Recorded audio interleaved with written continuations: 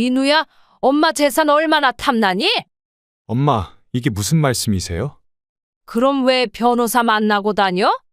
어머니, 누가 그런 소리를 합니까? 준호도 이리 와봐. 니도 할 말 있지? 엄마, 오해하시는 거예요. 내가 널 키우면서 이런 대접 받을 줄은 몰랐다.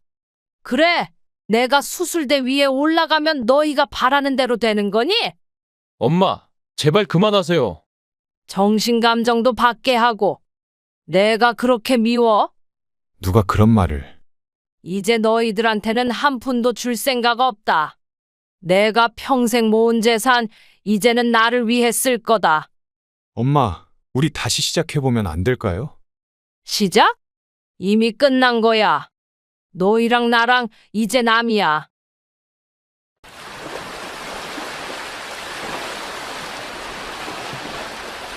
안녕하세요. 올해 64세인 이명희입니다. 제가 이렇게 사연을 보내게 된 것은 저희 두 아들 때문입니다. 저는 경상북도 시골의 가난한 농부의 딸로 태어났습니다. 고등학교도 졸업하지 못하고 서울로 올라와 봉제 공장에서 일을 시작했죠. 그때는 하루 두 끼를 먹으며 일했던 기억이 납니다. 첫 직장이었던지야 봉제 공장에서 미싱사로 일하던 시절, 저는 점심시간에도 재봉틀 앞을 떠나지 않았습니다. 다른 직원들이 밥을 먹으러 갈 때도 저는 늘 남아서 일했어요. 명희야, 니도 좀 쉬어가면서 해. 괜찮아요, 반장님. 저는 배고프지 않아요. 아이고, 저 처자 또 밥도 안 먹고 일하나? 그렇게 3년을 일하고 나니 어느새 제가 그 공장의 실장이 되어 있었습니다. 하루 10시간 이상을 재봉틀 앞에 앉아 있다 보니 허리가 휘어갔지만 그때는 그런 것도 몰랐습니다. 실장님, 이번에 새로 들어온 애기 좀 봐주세요. 처음이라 손이 많이 가겠지만 내가 잘 가르칠게. 그렇게 1명, 2명 후배들을 가르치다 보니 어느새 저만의 노하우가 쌓였습니다. 불량률을 최소화하는 방법, 원단을 아끼는 재단 방식, 빠르게 작업하면서도 품질을 유지하는 비결까지. 밤늦게까지 일하다가 마지막 지하철을 놓치면 공장 바닥에서 새우잠을 자기도 했습니다. 그래도 그때는 꿈이 있었기에 힘들지 않았어요. 명희야, 네가 이제 독립할 때가 됐다. 아직 제가 뭘 할 수 있겠어요, 사장님. 내가 보증을 서줄 테니까 한번 해봐. 그렇게 시작한 작은 공장이 지금의 명희 패션이 되었습니다. 처음에는 재봉틀 세대로 시작했지만 하나씩 늘려가며 키워냈죠. 사장님, 이번 주문 물량이 너무 많은데 어떡하죠? 다들 고생 좀 하면 해낼 수 있어. 사장님만 믿고 따라갈게요. 직원들과 함께 밤을 새워가며 일한 날들이 떠오릅니다. 누구 하나 불평하지 않고 서로를 도우며 일했던 그 시절이 지금도 그립습니다. 엄마, 왜 이렇게 늦게 들어와? 아들, 엄마가 조금만 더 일하면 우리 좋은 집으로 이사 갈 수 있어. 작은 단칸방에서 아들과 함께 살던 시절, 새벽에 들어와 자는 아들의 얼굴을 볼 때마다 더 열심히 살아야겠다고 다짐했습니다.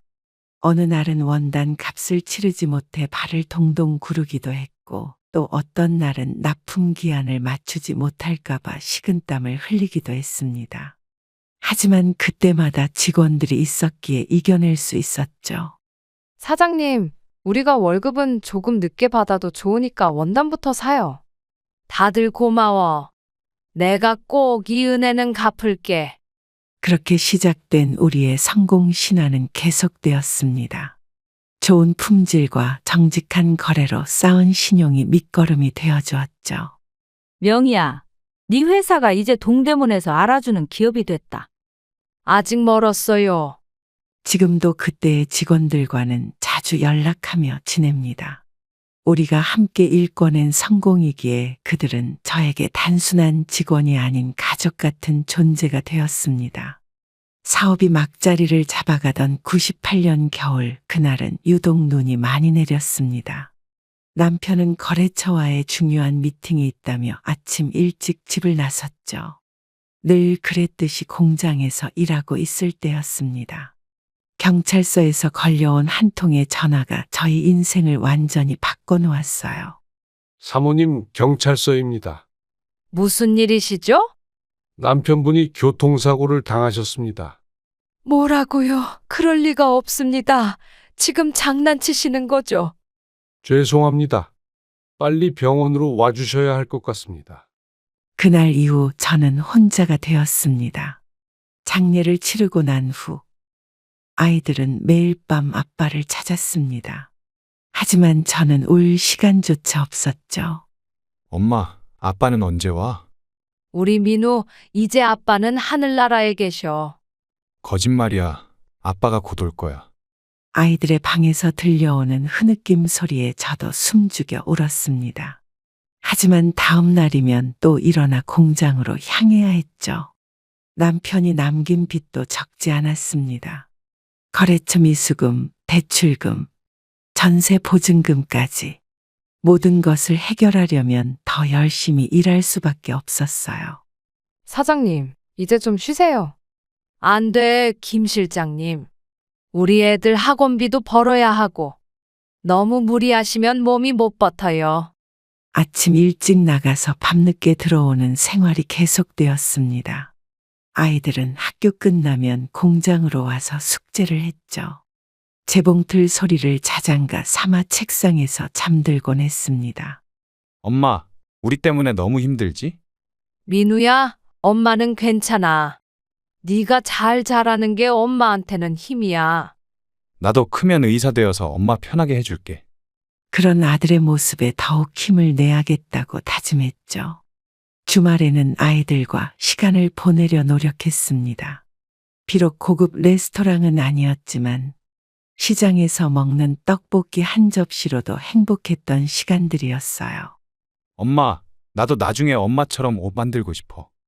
준호야, 니는 하고 싶은 거 하면 돼. 그래도 엄마 일 도와주고 싶어. 힘들었지만 두 아들과 함께여서 버틸 수 있었습니다. 남편이 떠난 빈자리는 컸지만 세모자는 서로를 의지하며 하루하루를 이겨냈어요. 사모님, 애들 교육비가 많이 들 텐데 도움이 필요하시면 말씀하세요. 괜찮아요. 제가 알아서 할게요. 혼자서 너무 무리하지 마세요. 주변의 도움도 많이 받았습니다. 하지만 저는 제 힘으로 아이들을 키우고 싶었어요. 그게 제가 할 수 있는 마지막 자존심이었는지도 모르겠네요. 힘들었던 시간이 지나고 두 아들은 무럭무럭 자라났습니다. 민우는 공부에 재능이 있어서 늘 전교 1등을 놓치지 않았고, 준호는 예술적 감각이 뛰어나 미술 대회에서 상을 휩쓸었죠.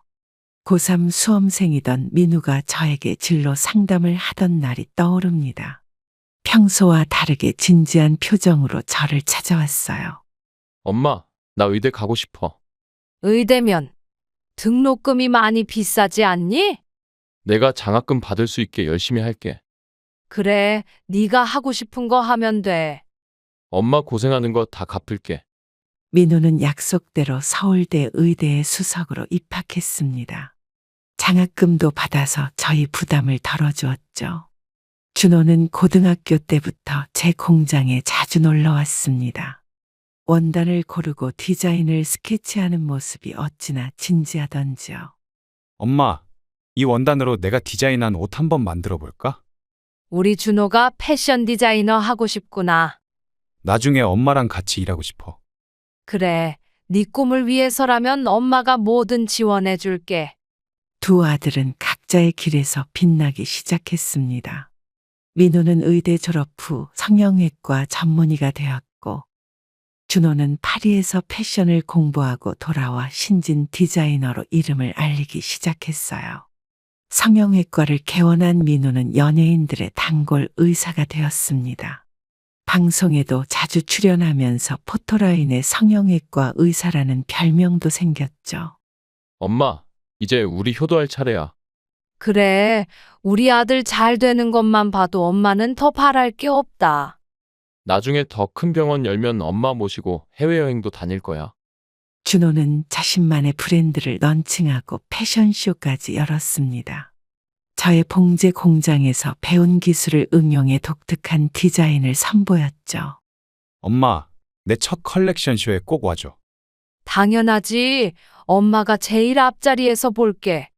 엄마가 계셨기에 제가 여기까지 올 수 있었어요. 세상 부러울 것 없어 보이던 그때 저는 몰랐습니다. 두 아들의 성공이 오히려 저희 가족을 파괴하게 될 거라는 것을. 돈이 두 아들의 마음을 어떻게 변하게 할지도 전혀 예상하지 못했어요. 사장님, 아드님들이 이렇게 잘 되시니 이제 정말 편하시겠어요. 그렇죠. 이제 저도 좀 쉬려고요. 자식 키워놓으니 이제 효도 받으실 일만 남으셨네요. 그때까지만 해도 저는 제 두 아들이 이렇게 변할 거라고는 상상도 못했습니다. 돈과 명예를 줬다가 결국 민우가 32, 준호가 30이 되던 해에 두 아들의 결혼식을 올리게 되었습니다. 민우는 대학병원 동기인 수진이를, 준호는 패션계에서 만난 유진이를 신부로 맞이했죠. 결혼을 준비하면서 처음으로 두 아들과 며느리들의 욕심을 보게 되었습니다. 엄마, 형수님네는 60평 아파트라는데 우리도 그 정도는 있어야죠? 준호야, 40평이면 충분하지 않니? 엄마, 우리가 그 정도 집에서 어떻게 살아요? 민우, 너는 병원도 있는데 신혼집이 강남이 아니면 좀 그렇잖아. 그래, 형 말이 맞다. 엄마가 알아볼게. 두 아들 모두 억대 연봉을 받는데도 집 한 채 장만할 여유가 없다며 저를 찾아왔죠. 혼수품을 고르는 날 두 며느리의 눈빛이 달라지는 걸 느꼈습니다. 백화점 고급 매장을 돌아다니며 고른 물건들의 가격은 상상을 초월했어요. 어머니, 저희 결혼식 드레스는 파리에서 직접 맞추고 싶어요. 수진아, 국내 디자이너들도 훌륭한 분들 많은데. 어머님, 신랑이 성형외과 의사인데 신부 드레스가 국내산이면 좀 그렇죠? 두 며느리는 경쟁하듯 고가의 예물과 혼수를 요구했습니다. 결혼식 하객들에게 줄 답례품까지 모두 명품으로 준비하길 원했죠. 엄마, 우리 와이프가 좀 까다로워서. 어머니, 제가 디자이너라서 이미지 관리가 중요해요. 결혼식 비용만 해도 아들 한 명당 5억이 넘게 들었습니다. 신혼여행은 몰디브 퍼스트 클래스로 예약했고 신혼집 인테리어는 유명 디자이너에게 맡겼죠. 모든 게 완벽해 보였던 두 아들의 결혼식. 하지만 그날 하객들의 수군거림이 들려왔습니다. 저 집 아들들 둘 다 잘 나가는데 왜 어머니한테 저렇게 받기만 하지? 아들들이 돈 잘 버는데도 결혼 비용을 전부 어머니가 대주신다면서? 자식들 욕심이 너무 과한 거 아닌가? 결혼식이 끝나고 신혼여행을 떠난 두 아들 부부를 보내고 나서 처음으로 공허함이 밀려왔습니다. 30억이 넘는 결혼 비용을 치르고 나니 통장 잔고가 많이 줄어 있었죠. 명희 씨, 아들들한테 너무 과하게 해주는 거 아닌가? 김 여사, 자식들 결혼 한 번인데 뭐. 그래도 정도가 있지. 한숨이 나왔지만 이제 와서 후회한들 무슨 소용이 있겠습니까? 두 아들이 행복하게 살기만 한다면 그걸로 된 거라고 스스로를 위로했습니다. 두 아들의 결혼식을 무사히 치르고 난 후 저는 드디어 은퇴를 결심했습니다. 20년간 운영해온 명의 패션을 정리할 시기가 왔다고 판단했죠. 중견기업 여러 곳에서 인수 제안이 들어왔습니다.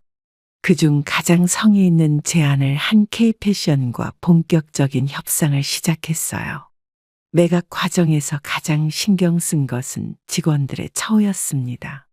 함께 고생한 이들이 새로운 회사에서도 잘 적응할 수 있도록 모든 조건을 꼼꼼히 따졌죠. 이사님, 정말 이 가격에 매각하실 건가요? 네, 직원들 조건만 잘 지켜주신다면요. 어머니, 더 비싸게 팔 수 있는데 왜 이러세요? 돈이 전부가 아니야, 준호야. 두 아들은 제 결정을 이해하지 못했습니다. 더 높은 가격을 제시한 대기업이 있었지만 저는 직원들을 더 중요하게 생각했어요. 계약서에 도장을 찍던 날 20년 동안 함께한 공장이 떠올랐습니다. 처음 시작했던 작은 미싱 하나부터 수많은 직원들과 함께한 추억까지. 사장님, 이제 푹 쉬세요. 그래야지 이제는 나를 위한 시간을 가져볼까 해. 마지막 인사를 하려 공장을 둘러보는데 구석구석에 쌓인 추억들이 밀려왔습니다. 첫 수출 계약을 따냈을 때의 기쁨, 밤새워 주문을 맞추던 날들, 직원들과 함께 웃고 울었던 순간들. 우리 식구들 잘 부탁드립니다. 걱정 마세요. 약속드린 대로 모든 분들을 소중히 모시겠습니다. 직원들의 눈시울이 붉어졌습니다. 이제는 저를 위한 시간을 가지려 합니다. 평생 일만 하다가 처음으로 여유를 누려볼 생각이에요. 사장님, 주말에 한번 만나서 식사라도 해요. 그래, 이제는 편하게 밥이나 먹으면서 지내자. 사장님 덕분에 저희 모두 이만큼 성장할 수 있었어요. 하지만 이런 평화로운 시간도 잠시 제가 예상하지 못했던 일들이 기다리고 있었습니다. 두 아들의 진짜 모습을 보게 될 줄은 꿈에도 몰랐죠. 은퇴한 지 석 달 만에 민우가 저희 집을 찾아왔습니다. 평소와는 다른 어두운 표정이었죠. 문을 열자마자 소주 냄새가 났습니다. 병원을 더 크게 확장하고 싶다며 대출을 받아 건물을 매입했다고 합니다. 하지만 예상과 달리 환자가 늘지 않았고 대출금 이자는 눈덩이처럼 불어났다고 하더군요. 엄마, 나 이제 어떡하지? 민우야, 도대체 얼마나 투자한 거야? 이자만 한 달에 800만 원이에요. 네가 번다던 돈은 어디에 다 쓴 거야? 수진이가 백화점에서 너무 많이 써서. 민우의 이야기를 듣고 보니 며느리 수진이의 사치 습관이 심각했습니다. 매달 명품 가방을 사들이고 백화점에서만 2천만 원 넘게 쓴다고 하더군요. 어머니, 민우 오빠가 돈을 못 벌어서 그래요. 수진아, 니도 아직 젊은데 일을 해보는 게 어떠니? 제가 무슨 일을 해요? 저는 대학병원 의사 부인이에요. 남편이 이렇게 힘들어하는데 어머니가 도와주시면 되잖아요? 수진이의 태도는 전혀 반성하는 기색이 없었습니다. 오히려 제가 도와주지 않는 것이 이상하다는 듯한 태도였죠. 이튿날 민우의 병원을 찾아가 보니 상황은 더 심각했습니다. 고급 인테리어와 최신 의료기기들. 하지만 대기실은 텅 비어 있었어요. 원장님, 이번 달 카드 대금이 또 연체됐습니다. 직원들 월급은 어떻게 하죠? 병원 보증금도 대출받은 거라 더 이상 담보 대출이 안 된다고 하네요. 직원들의 대화를 듣고 있자니 머리가 아팠습니다. 민우는 매달 수억 원의 적자를 내고 있었어요. 엄마, 제발 한 번만 도와주세요. 이렇게 된 이상 작은 병원으로 옮기는 건 어떻겠니? 그건 안 돼요. 다들 날 보고 실패했다고 할 거예요. 체면이 중요한 게 아니라 제발 이번만 도와주시면 절대 다시는 이러지 않을게요. 결국 저는 민우의 빚을 갚아주기로 했습니다. 하지만 이게 끝이 아니었죠. 얼마 후 더 큰 문제가 찾아올 줄은 몰랐습니다. 어머니, 이번에 새로 나온 명품 백이 있는데 수진아, 이제 그만 사두는 게 좋지 않겠니? 어머님도 예전에 돈 없으실 때는 얼마나 사치하고 싶으셨겠어요? 수진이는 여전히 정신을 차리지 못하고 있었습니다. 이제는 민우마저 아내의 사치를 말리지 않고 동조하기 시작했죠. 민우의 빚을 해결하고 나서 일주일도 채 지나지 않아 준호가 찾아왔습니다. 요즘 유명 연예인들이 자주 찾는다던 그의 매장은 겉보기엔 성공한 것 같았어요. 파리 컬렉션에 참가하고 온 후 준호는 더 큰 꿈을 꾸기 시작했습니다. 청담동에 대형 플래그십 스토어를 내고 싶다며 투자 계획서를 들고 왔죠. 엄마, 이거 한 번만 도와주면 내가 대박 날 수 있어요. 준호야, 지금 매장도 잘 되고 있잖아. 엄마, 형한테는 지난번에 도와주셨으면서 왜 저한테는? 다른 투자자는 없는 거니? 엄마가 아니면 누구한테 부탁하겠어요. 준호는 매일같이 찾아와 설득했습니다. 밤낮으로 전화를 걸어 자신의 사업 계획을 설명했죠. 유진이도 적극적으로 나섰습니다. 어머니, 준호 오빠가 얼마나 열심히 준비했는지 아세요? 유진아, 사업이란 게 계획대로 되는 게 아니야. 이번에 놓치면 정말 큰 기회를 잃는 거예요. 너도 지금 매장에서 일하면서 돈을 모아보는 건 저희 보고 그렇게 쪼달리며 살라고 하시는 거예요? 준호의 사업 계획서를 자세히 살펴보니 현실성이 떨어졌습니다. 무리한 확장이 눈에 띄었고 수익성 분석도 너무 낙관적이었어요. 엄마, 내가 얼마나 잘하고 있는지 봐요. 지금도 충분히 잘하고 있잖니. 다른 디자이너들은 다 매장 크게 내는데 저만 이러고 있으면 안 돼요. 준호야, 욕심을 너무 부리면 안 된다. 엄마는 저보고 평생 작은 매장이나 하라는 거예요? 며느리 유진이는 SNS에 명품 가방과 외제차를 자랑하느라 바빴습니다. 매출은 그대로인데 생활 수준만 높아져 가는 게 걱정되더군요. 어머니, 저희 매장에 연예인들도 많이 오는데 좀 더 고급스러워져야 해요. 유진아, 매장보다 옷의 품질이 더 중요한 거 아니니? 어머님은 옛날 방식만 고집하시네요. 요즘 젊은 사람들은 브랜드 이미지가 전부예요. 솔직히 우리 매장이 초라해 보여서 창피해요. 결국 준호는 제 반대에도 불구하고 대출을 받아 매장을 확장했습니다. 하지만 매장 오픈 후 얼마 지나지 않아 심각한 문제가 생기기 시작했죠. 결국 두 아들에게 각각 1억씩을 지원해 주기로 했습니다. 하지만 그 돈은 석 달도 채 되지 않아 바닥이 났어요. 민호는 병원 운영비로, 준호는 매장 인테리어비로 썼다고 하더군요. 어느 날 아침, 민호의 아내 수진이가 찾아왔습니다. 눈이 퉁퉁 부어 있었고 명품 가방에는 통장과 카드가 가득했어요. 어머니, 민우 오빠가 카드값도 못 갚고 이제 직원들 월급도 못 줘요. 그동안 번 돈은 다 어디에 쓴 거야? 환자가 갑자기 줄어들었대요. 수진아, 네가 쓰는 돈도 좀 줄여보는 게.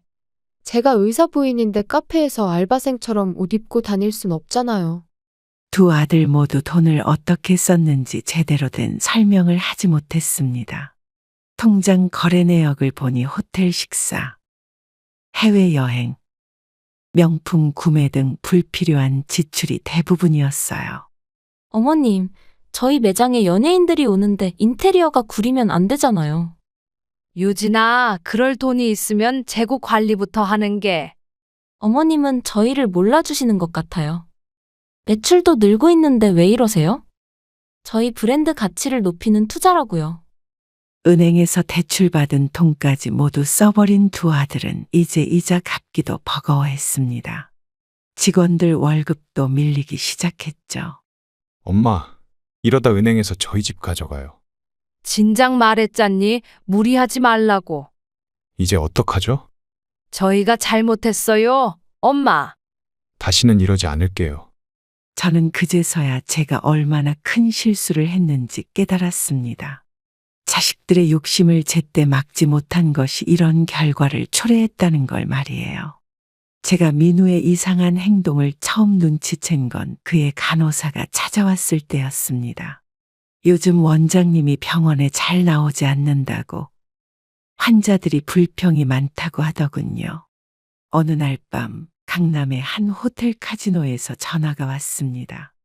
민우가 거액을 잃고 난동을 부리고 있다는 내용이었어요. 어머니, 민호 원장님이 또 도박장에 계세요. 도대체 얼마나 잃었다는 거예요? 오늘 밤에만 5억이래요. 그 돈이 병원 운영자금 아닌가요? 직원들 월급도 못 주고 있어요. 민우는 도박으로 병원 운영 자금을 모두 날렸습니다. 급기야 병원 건물 권리금과 보증금까지 도박 자금으로 써버렸죠. 엄마, 이번만 도와주면 꼭 따서 갚을게요. 민우야, 네가 왜 이렇게 됐니? 엄마, 나도 이러기 싫은데 자꾸 손이 가요. 다 잃어버렸어요. 준호도 더욱 사치스러워졌습니다. 준호야, 옷은 언제 만드니? 요즘은 브랜드 이미지가 더 중요해요. 매출은 얼마나 되는데? 곧 대박 날 거예요. 기다려보세요. 결국 준호의 매장은 매출은 없이 허세만 부풀리다가 부도를 맞았습니다. 직원들 월급도 밀리고 원단 업체 결제도 못하게 됐죠. 엄마, 이러다 감옥 가요. 어떻게 이 지경까지 된 거야? 유진이가 돈을 너무 펑펑 써서. 다 내 잘못이에요. 엄마, 제발 한 번만 더 도와주세요. 이제는 두 며느리마저 서로 경쟁하듯 자취를 일삼았습니다. 유튜브에는 매일같이 명품 가방과 외제차 사진을 올리면서도 정작 카드값은 제가 대신 내줘야 했죠. 이제야 제가 지난 시간 동안 얼마나 큰 실수를 했는지 깨닫게 됐습니다. 자식들의 허세와 사치를 제때 막지 못한 것이 결국 이런 결과를 초래한 거죠. 잠든 시간에도 쉴 새 없이 울리는 전화 소리에 잠을 설치는 날이 많아졌습니다. 새벽 2시, 3시에도 아들들의 전화가 걸려왔어요. 어느 날은 민우가 술에 취해 대문을 발로 차고 들어왔습니다. 한밤중에 찾아와 돈을 요구하는 일이 잦아졌죠. 엄마, 문 좀 열어봐. 이 시간에 왜 이러는 거야? 사채업자들이 우리 집까지 찾아왔잖아. 또 도박했구나? 엄마가 도와주지 않으면 내가 확 죽어버릴까? 그러던 어느 날, 준호는 아예 짐을 들고 와서 제 집에 눌러 앉았습니다. 유진이와 다툼이 있었다며 들어오더니 며칠째 나갈 생각을 않고 있었죠. 엄마, 나 이제 갈 데가 없어. 준호야, 네 집이 있잖아. 집도 경매 넘어갔어요. 그 좋은 집을 어떻게? 유진이가 카드빚만 수억이에요. 두 며느리도 제 집을 수시로 드나들었습니다. 시어머니 노릇하느라 고생하신 우리 어머니 생각이 절로 났죠. 어머니, 민우 오빠가 또 도박하러 갔어요. 수진아, 니는 남편 좀 말려야 되지 않겠니? 제가 뭘 어떻게 해요. 카드는 그만 쓰고. 저보고 동네 마트나 가라는 거예요. 밤낮으로 이어지는 돈 타령에 저는 점점 지쳐갔습니다. 문을 잠그고 전화를 끊어도 소용이 없었어요. 매일 밤 잠들기 전 현관문을 여러 번 확인하는 습관이 생겼습니다. 언제 또 아들들이 찾아올지 모르는 불안감에 잠을 이루기가 힘들어졌어요. 밤낮 없이 울리는 전화벨 소리와 끊임없는 아들들의 방문에 잠을 제대로 이루지 못한 지 몇 달. 어느 날 아침 갑자기 가슴이 터질 듯한 통증이 찾아왔습니다. 119 구급차에 실려 응급실로 향하는 동안에도 민우의 전화가 계속 왔습니다. 괜히 구급대원이 민망할 정도였죠. 어머니, 의식이 있으시네요. 여기가 어디죠? 응급실입니다. 아들한테 연락은? 이미 연락드렸는데 아드님들 전화가 꺼져 있네요. 응급실에서 검사를 받고 중환자실로 옮겨졌습니다. 의사는 심근경색 초기 증상이라며 당장 수술이 필요하다고 했어요. 이명희님, 스트레스가 심하셨나 봐요. 그동안 잠은 잘 주무셨어요. 요즘 잠을 못 자서. 혈압이 많이 불안정하시네요. 수술을 해야 할 것 같습니다. 중환자실에 입원한 지 사흘이 지나서야 민우가 찾아왔습니다. 준호는 일주일이 지나서 얼굴을 비쳤죠. 엄마, 내가 늦었지? 사채업자들 때문에 바로 못 왔어. 아들아, 엄마 많이 아파. 근데 엄마, 수술비는 얼마나 들어? 병원비는 보험 되니? 의사는 제게 절대 안정을 취하라고 했습니다. 하지만 두 아들은 병실에서조차 돈 얘기를 멈추지 않았어요. 어머니, 병원비는 제가 내드릴게요. 수진아, 그동안 카드값도 못 갚으면서. 그래도 어머님 수술비는 제가 책임질게요. 제발 조용히 좀 해줄래? 어머님, 퇴원하시면 우리 집에서 모실게요. 의사와 간호사들은 제 혈압이 불안정한 이유가 스트레스 때문이라고 했습니다. 특히 가족으로 인한 스트레스가 가장 위험하다고 하더군요. 이명희님, 가족분들 면회 제안해 드릴까요? 괜찮아요. 뭐 저러다가 말겠죠. 혈압이 너무 불안정하세요? 이대로 가다간 큰일 날 수 있습니다. 당분간 절대 안정이 필요해요. 때마침 찾아온 친구 김 여사는 제 상태를 보더니 한참을 말을 잇지 못했습니다. 20년 지기 친구가 이런 모습으로 누워있는 걸 보니 마음이 아팠나 봅니다. 중환자실에서 일반 병실로 옮긴 다음 날이었습니다. 수액을 맞으며 깜빡 잠이 들었는데 병실 밖에서 들려오는 두 아들의 목소리에 눈을 떴어요. 커튼 하나를 사이에 두고 아들들은 제가 자고 있다고 생각했는지 낮은 목소리로 이야기를 나누고 있었습니다. 형, 엄마 얼마나 위독하신 거야? 의사가 그러는데 이번에 크게 아프셨대. 근데 엄마 재산이 얼마나 남았는지 알아? 얼마 전에 통장 내역 봤는데 아직 10억 정도는 있더라. 우리가 빨리 상속 문제를 준비해야 되는 거 아닌가? 그 순간 제 심장 박동기가 빠르게 울리기 시작했습니다. 하지만 저는 숨죽이고 계속 귀를 기울였죠. 내가 알아보니까 엄마가 예전에 보험도 들어놓으셨대. 보험금은 얼마나 되는데? 5천만 원이래. 형, 우리 이거 어떻게 하지? 일단 엄마한테 티내지 말고. 간호사가 들어오자 두 아들은 급히 자리를 피했습니다. 하지만 그들의 대화는 계속 이어졌어요. 아버님 유산도 엄마가 다 가져가셨잖아. 맞아. 우리한테 한 푼도 안 주시고. 이제는 우리 차례 아닐까? 형, 우리가 얼마나 고생했어? 그날 밤 저는 처음으로 수면제를 달라고 했습니다. 두 아들의 대화가 머릿속에서 떠나지 않았거든요. 간호사님, 제 아들들 오면 면회 거절해 주세요. 어머님, 갑자기 왜 그러세요? 너무 피곤해서요. 혈압이 또 오르셨네요. 조금 쉬고 싶어요. 문득 제가 평생 모은 재산보다 그동안 아들들에게 물려준 재산이 더 많다는 생각이 들었습니다. 하지만 그들의 눈에는 제가 가진 마지막 재산만이 보이는 것 같았어요. 병원 담당의가 퇴원을 검토하던 때였습니다. 우연히 같은 병실의 할머니가 저에게 충격적인 이야기를 들려주었어요. 그 할머니의 아들이 법무법인에서 일하는데 제 두 아들이 그곳을 찾아갔다는 거였죠. 제 귀를 의심할 수밖에 없는 이야기였습니다. 할머니의 아들이 직접 목격했다고 해요. 이명희님, 혹시 두 아드님 성함이 민우, 준호 맞으세요? 네, 맞는데요. 제 아들이 어제 두 분을 봤다네요. 법무법인에서요? 상속법 전문 변호사를 찾아가셨대요. 할머니는 제 두 아들이 변호사와 상담하는 내용을 자세히 전해주었습니다. 제가 위독한 상태인 것처럼 꾸며서 후견인 신청을 하려 한다는 것이었어요. 현재 어머님 재산이 얼마나 되시나요? 한 10억 정도 되는 걸로 알고 있습니다.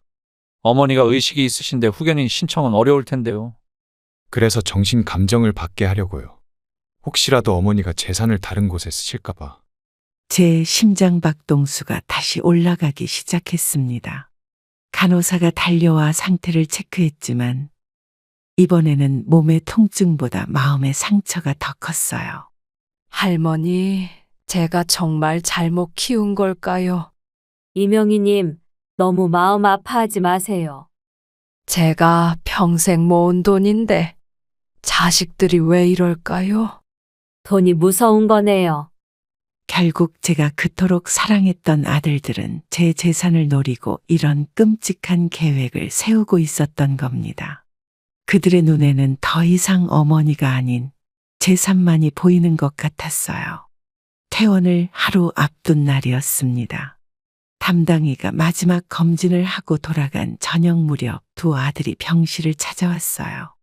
저는 마침 화장실에 가려고 일어나던 참이었는데 문득 두 아들의 목소리가 들려와 잠시 멈칫했습니다. 병실 박복도에서 격한 목소리로 다투고 있었어요. 형, 왜 자꾸 네가 더 많이 가져가려고 해? 준호야, 내가 첫째잖아. 형은 그동안 도박으로 다 날렸잖아. 너는 사치로 다 써버린 거랑 뭐가 달라? 적어도 나는 사업한다고 쓴 거지.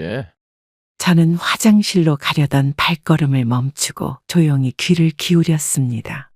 제가 듣지 말아야 할 대화라는 걸 알면서도 두 다리가 제자리에 못 박힌 듯 움직이지 않았어요. 형이 큰아들이면 뭐해? 엄마 재산 다 날릴 건데. 니는 안 날렸나? 매장 부도 내고. 이번엔 달라. 내가 제대로 해볼 거야. 그래서 엄마 유산 네가 더 많이 가져가겠다고? 최소한 6대 4는 돼야지. 간호사가 다가오자 두 아들은 잠시 말을 멈췄습니다. 하지만 간호사가 지나가자마자 더 격렬한 말다툼이 시작됐어요. 형, 솔직히 말해봐. 엄마 보험금도 네가 다 가져가려고 했지. 그건 내 몫이야. 나도 권리가 있어. 니는 이미 충분히 받았잖아. 형도 똑같이 받았으면서. 두 아들의 고성이 병실 밖까지 울려 퍼졌습니다. 옆 병실 보호자가 나와서 조용히 해달라고 부탁할 정도였죠. 준호야, 나 이번에 진짜 사업 아이템 있어. 또 도박하는 거 아니야? 이번엔 진짜야. 그러니까 내가 좀 더 가져가야 돼. 말도 안 돼. 나도 재기할 기회가 필요해. 동생이 형한테 1억이야? 결국 두 아들은 서로 멱살을 잡기 직전까지 갔습니다. 그때 마침 담당 의사가 들어오는 바람에 싸움은 중단됐지만 제 마음속에 생긴 상처는 더 깊어졌어요. 퇴원 후 자택요양을 시작한 지 일주일째 되던 날 30년 지기 친구 김 여사가 찾아왔습니다. 평소와 달리 긴장된 표정이었어요. 저는 김 여사와 젊은 시절부터 이웃으로 지내왔습니다. 제가 봉제 공장을 시작할 때도 가장 큰 힘이 되어준 친구였죠. 명희야, 내가 오늘은 좀 심각한 얘기하러 왔어. 무슨 일인데 그래? 네 아들들 요즘 이상한 데 드나든다면서? 이상한 데라니? 사채업자들하고도 엮여 있다고 하던데. 김 여사의 아들이 경찰서에서 일한다고 했습니다. 그 아들을 통해 우연히 민호와 준호의 사정을 알게 됐다는 거예요. 네 큰아들 아직도 도박장 드나든데. 그만뒀다고 하던데. 작은아들도 요즘 수상한 사람들이랑 어울린대. 수상한 사람들이라니? 돈 많은 노인들 노리는 사기단이래. 김 여사의 말에 따르면 두 아들은 각각 도박과 사기 행각에 연루되어 있다고 했습니다. 모두 큰 돈을 노리고 벌이는 일이었죠. 명희야, 이러다 네 재산 다 털리겠다. 내가 뭘 잘못한 걸까? 이제라도 정신 차려야지. 친구야, 나 어떡하면 좋지? 일단 카드부터 다 정지시켜. 저는 그 자리에서 바로 은행에 전화를 걸어 모든 카드를 정지시켰습니다. 그리고 통장 거래 내역을 확인해 보니 정말 이상한 결제들이 잔뜩 있었어요. 병원 퇴원을 며칠 앞둔 어느 날 반번 간호사가 제 병실을 찾아왔습니다. 평소와 다르게 조심스러운 표정이었고 문을 닫고 들어와 작은 목소리로 말을 꺼냈어요. 저는 이 간호사와 한 달 넘게 지내면서 꽤 친해진 상태였습니다. 제 아들들의 행태를 다 지켜봐 온 그녀는 늘 저를 안쓰럽게 바라보곤 했죠. 어르신, 제가 좀 말씀드릴 게 있어서요. 무슨 일이라도 있나요? 아드님들이 정신과 의사 선생님을 찾아갔더라고요. 우리 애들이 정신과를. 어르신 정신감정을 의뢰하려고요. 간호사의 말에 따르면 제 두 아들이 병원 정신과를 찾아가 상담을 했다고 합니다. 제가 치매 초기 증상이 있다며 정신감정을 받게 하고 싶다고 했대요. 어르신을 치매 환자로 만들어서. 그래서 내 재산을 가져가려고? 후견인 신청을 하려는 것 같아요. 내가 이렇게 또렷한데. 그래서 제가 꼭 알려드려야 할 것 같았어요. 간호사는 두 아들이 정신과 의사와 상담하는 내용을 우연히 들었다고 했습니다. 제가 심장병으로 입원한 것을 이용해 정신적으로도 문제가 있는 것처럼 꾸미려 한다는 거예요. 간호사님, 고맙습니다. 어르신, 힘내세요. 이제 제가 정신 바짝 차려야겠네요. 제가 계속 지켜보고 있을게요.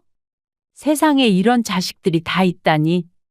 이제는 제가 무슨 말을 하든 어떤 행동을 하든 모두 정신이 온전하지 않다는 증거로 쓰일 수 있다는 생각에 두려워졌습니다. 가족도 이제는 가족이 아닌 거네요. 수술 전날이었습니다. 담당인은 심장 수술이 위험할 수 있다고 설명했고 가족들과 마지막 인사를 나누라고 했어요. 하지만 두 아들의 관심은 다른 곳에 있었죠. 수술 동의서를 작성하는 자리에서 민우는 보험금 서류를 먼저 챙기고 있었습니다. 준호는 휴대폰으로 은행 잔고를 확인하고 있었고요. 엄마, 수술 전에 통장 인감 도장 좀 찍어주세요. 민우야, 엄마가 지금 그게 중요할 때니? 만약을 대비해서 그러는 거잖아요. 수술비도 있고. 엄마 통장에서 알아서 빠져나가겠지. 의사가 수술 설명을 하는 중에도 두 아들은 서로 눈치를 주고받았습니다. 마치 자기들끼리 짜고 있는 것처럼 보였죠. 형, 보험금 수익자 확인해 봤어? 내가 다 알아봤으니까 신경 쓰지 마. 나도 알아야 되는 거 아니야? 수술 끝나고 얘기하자. 그때 가서 형이 다 가져가면 어쩌고. 수술실로 들어가는 순간까지 제 귀에 들린 건 재산과 돈 얘기뿐이었습니다. 어쩌면 이게 마지막일 수도 있는데 자식들은 돈만 보고 있었죠. 수술은 성공적이었습니다. 하지만 제 마음속 상처는 더 이상 돌이킬 수 없을 만큼 깊어졌어요. 퇴원을 앞두고 오랜 시간 고민 끝에 결심을 하나 했습니다. 납병원 정원에서 휠체어를 타고 있는데 문득 젊었을 때 꿈꾸던 것들이 떠올랐어요. 평생 자식들 뒷바라지하느라 미뤄두었던 저만의 소망들이었죠. 명희님, 이제 어디로 가실 거예요? 글쎄요, 간호사님. 두 아드님 댁은 안 가시는 거예요? 이제 저 혼자만의 시간을 가지려고요. 아드님들이 싫어하시진 않을까요? 퇴원 전날 제 담당 변호사를 불렀습니다. 이제는 제 인생을 새롭게 시작하고 싶었어요. 변호사님, 제 재산을 완전히 제 명의로 묶어두고 싶어요. 그동안 힘드셨죠? 이제는 제가 행복해지고 싶네요. 아드님들은 어떡하시고요? 더 이상 제 자식이 아니에요. 병실 창밖으로 보이는 하늘이 유난히 맑았습니다. 마치 제 결정을 축하해 주는 것만 같았어요. 간호사님, 저 퇴원하면 제주도 가요. 갑자기요? 평생 일만 하다가 한 번도 못 가봤거든요. 혼자 가시는 거예요? 네, 이제부터는 제 인생의 주인공이 되려고요. 은행에 들러 모든 통장의 비밀번호를 변경했습니다. 자동이체도 모두 해제하고 새로운 계좌를 만들었어요. 어머니, 퇴원하시면 우리 집에서. 아니, 이제 혼자 살 거야. 엄마, 그래도 우리가 보살펴드려야. 너희들 인생 살듯이 나도 내 인생 살려고. 돈이 필요하시면. 남은 돈으로 무엇을 할지 계획을 세우기 시작했습니다. 유럽 여행도 가고 싶고 그림도 배우고 싶었어요. 강남에 있는 법률사무소를 찾았습니다. 20년 전부터 저희 법률 문제를 도와주던 정 변호사를 만나러 간 거였죠. 이제는 돌이킬 수 없는 결정을 내리고 싶었어요. 정 변호사는 제 사정을 전부 알고 있었습니다. 두 아들의 태도도 며느리들의 행동도 다 알고 있었죠. 이명희님, 정말 이렇게 하시겠습니까? 네, 이제는 결심했어요. 두 아드님에게 아예 한 푼도 안 주시는. 제가 평생 모은 재산인데 제가 쓰고 싶어요. 법적으로는 문제없지만 나중에 후회하실 수도. 공증 서류를 작성하는 동안 두 아들에게서 전화가 왔습니다. 마치 제 결심을 알기라도 한 것처럼 갑자기 살갑게 구는 게 느껴지더군요. 엄마, 오늘 저녁에 같이 식사하자. 바빠서 안 될 것 같다. 이제 효도하게 해주세요. 너희들 효도는 이제 됐다. 엄마가 왜 이러세요? 공증인 앞에서 서류에 도장을 찍는 순간 이상하게도 마음이 편안해졌습니다. 이제는 정말 자유로워진 것 같았어요. 이명애 님께서는 본인의 전 재산을 생전에 직접 사용하실 것을 선언하십니다. 네, 맞습니다. 두 아들에게는 1원도 상속하지 않으시겠다는 거죠. 네, 그게 제 뜻입니다. 서류를 다 작성하고 나오는데 마침 두 며느리가 법률사무소 앞에서 서성이고 있었습니다. 누군가가 제 일정을 알려준 모양이에요. 어머니, 여기서 무슨 일을? 너희들이 왜 여기 있니? 혹시 유산 정리하시려고? 이제 너희들한테는 줄 돈 없다. 어머니, 제발 그러지 마세요. 그날 이후 두 아들과 며느리들은 제게 수십 통의 전화를 걸어왔습니다. 하지만 이제는 더 이상 돌이킬 수 없는 결정이었어요. 퇴원 후 처음으로 백화점을 찾았습니다. 항상 딸처럼 여기던 직원들이 반갑게 맞아주었어요. 20년 넘게 옷가게를 하다 보니 옷에 대한 안목은 있었지만 정작 제 옷장은 비어 있었죠. 쇼핑백을 한아름 들고 나오는데 묘한 해방감이 느껴졌습니다. 평생 처음으로 제가 입고 싶은 옷을 마음껏 사보는 거였어요. 사장님, 오랜만에 오셨네요. 그동안 많이 아프셨다면서요? 이제 좀 나아져서 쇼핑하러 나왔어. 사장님한테 잘 어울리는 원피스가 들어왔는데 한번 보실래요? 오늘은 다 나를 위한 쇼핑할 거예요. 백화점 식당가에 들러 혼자 점심을 먹었습니다. 늘 자식들 입맛에 맞추다 보니 제가 좋아하는 음식이 뭔지도 잊고 살았더군요. 아주머니, 혼자 오셨어요? 네, 이제부터 혼자만의 시간을 즐기려고요. 이 메뉴가 우리 식당 베스트예요. 그럼 그걸로 주세요. 와인 한 잔도 곁들이시면 좋을 것 같은데요. 평생 처음으로 혼자 와인을 마셔봤습니다. 쓰지만 달콤한 맛이 제 인생과 비슷하다는 생각이 들었어요. 이 와인이 프랑스 남부 지방 거라는데 한번 가보고 싶네요. 여행 계획 중이세요? 네, 이제는 제가 하고 싶은 걸 하면서 살려고요. 멋지시네요. 더 젊어 보이세요. 그런가요? 기분이 좋네요. 저녁에는 동대문 시장에 들렀습니다. 제가 처음 시작했던 그곳에서 이번에는 손님으로 쇼핑을 했어요. 명희 사장님, 이제 장사는 안 하시나 봐요? 네, 이제는 제 인생을 즐기려고요. 사장님도 이제 좀 쉬셔야죠. 맛있는 거 먹으러 식당가로 가는 중이에요. 사장님, 정말 달라지셨어요.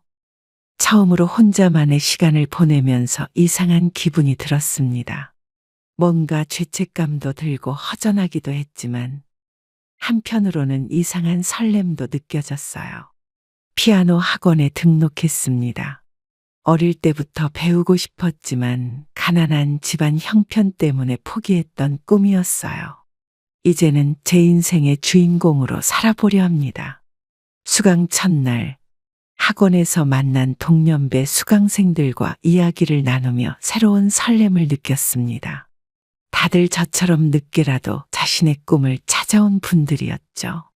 선생님, 제가 이 나이에 배워서 될까요? 당연하죠. 오히려 더 진지하게 배우시더라고요. 저는 평생 일만 했거든요. 이제부터가 진짜 인생이에요. 그 말씀 듣기 참 좋네요. 피아노를 배우면서 수채화 교실도 다니기 시작했습니다. 처음 그림을 그릴 때는 손이 떨렸지만 점점 자신감이 생겼어요. 이명희님, 그림 실력이 많이 늘으셨어요. 그런가요? 저는 아직 부족한 것 같은데. 열정이 대단하세요. 이제야 제가 하고 싶은 걸 하는 것 같아요. 다음 주에 미술관 관람 가시죠. 사교 댄스 동호회도 가입했습니다.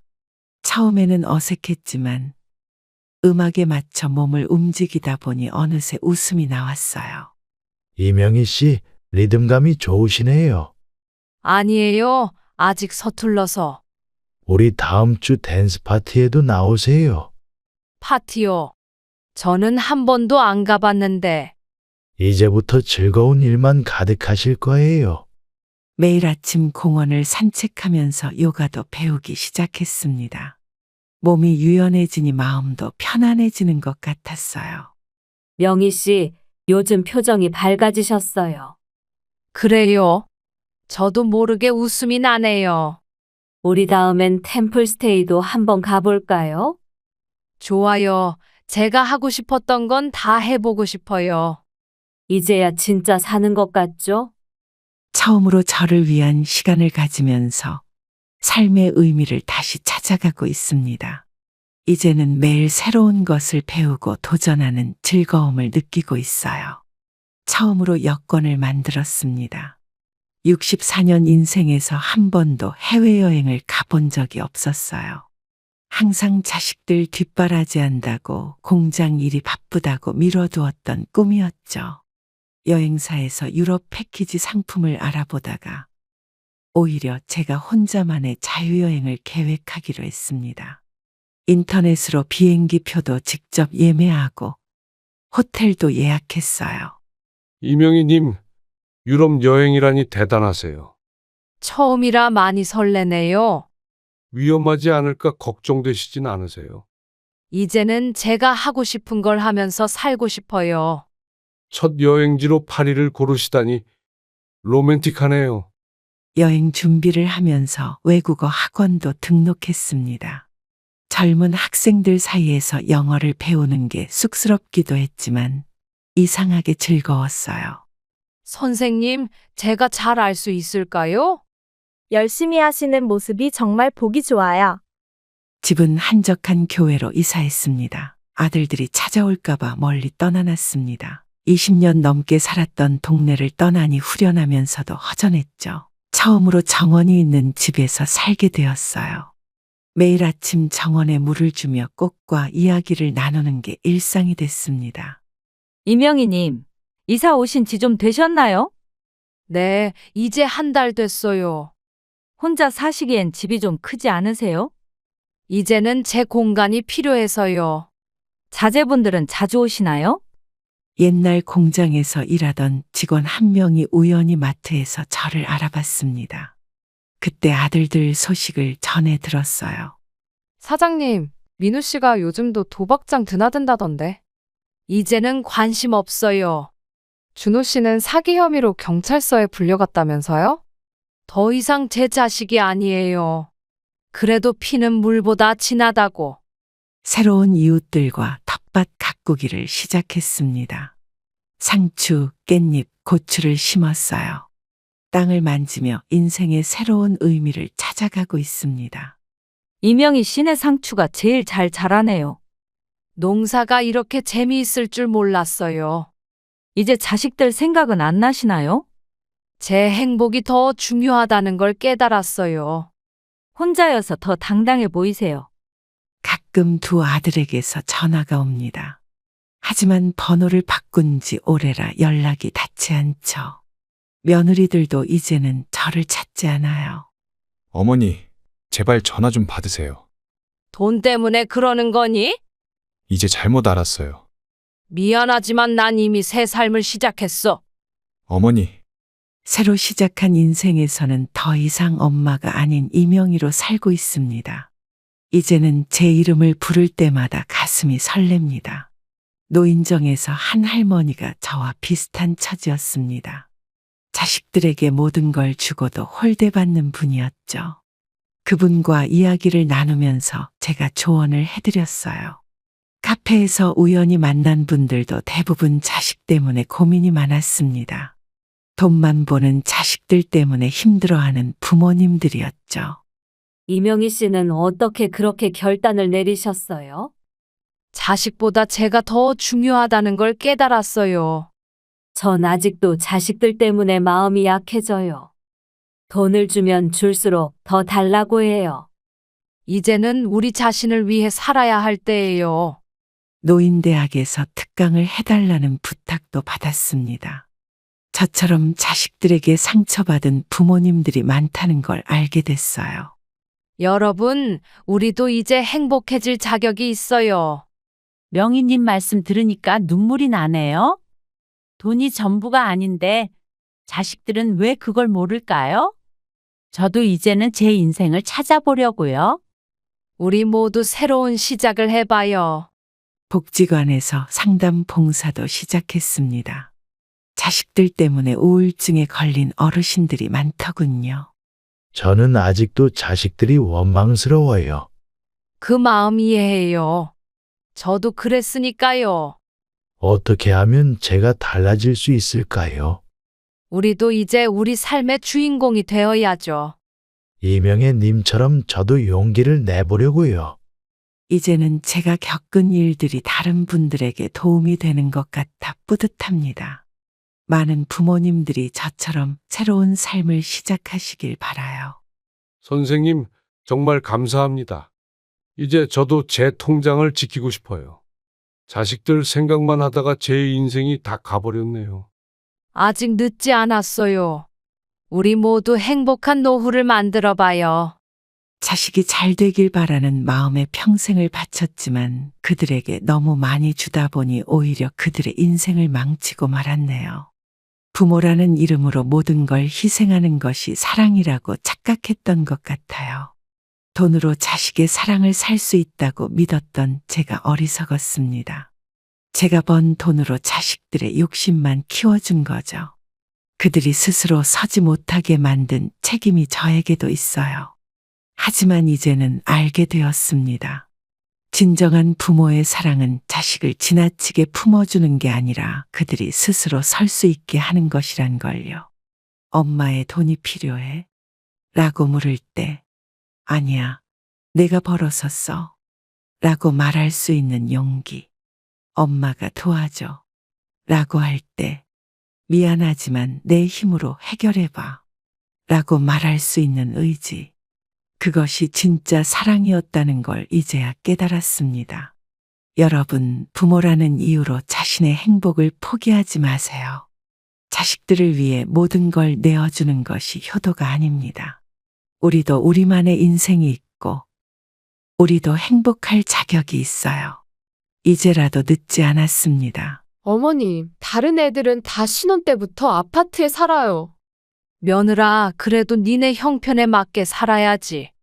어머님, 저희보다 늦게 결혼한 친구들도 다 자기들 집이 있다고요. 아들아, 네가 그동안 모은 돈은 얼마나 돼? 그게 아직 아버님, 저희가 틈틈이 모으긴 했는데. 그래도 우리 돈으로는 부족할 것 같다. 어머님, 그동안 모으신 돈이 그게 다인가요? 뭐라고? 너 말하는 싸가지가 그게 뭐니? 내가 오냐 하니까 만만하게 보이냐? 너희들이 지금까지 한 짓들 생각하니 이제는 도저히 참지 못하겠다. 너희가 한 짓들 반드시 후회하게 만들어주마.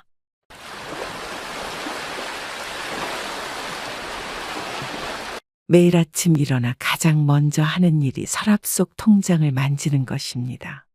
30년이라는 세월이 고스란히 담긴 이 통장은 제 아들 내외를 위해 차곡차곡 모아온 소중한 희망이었죠.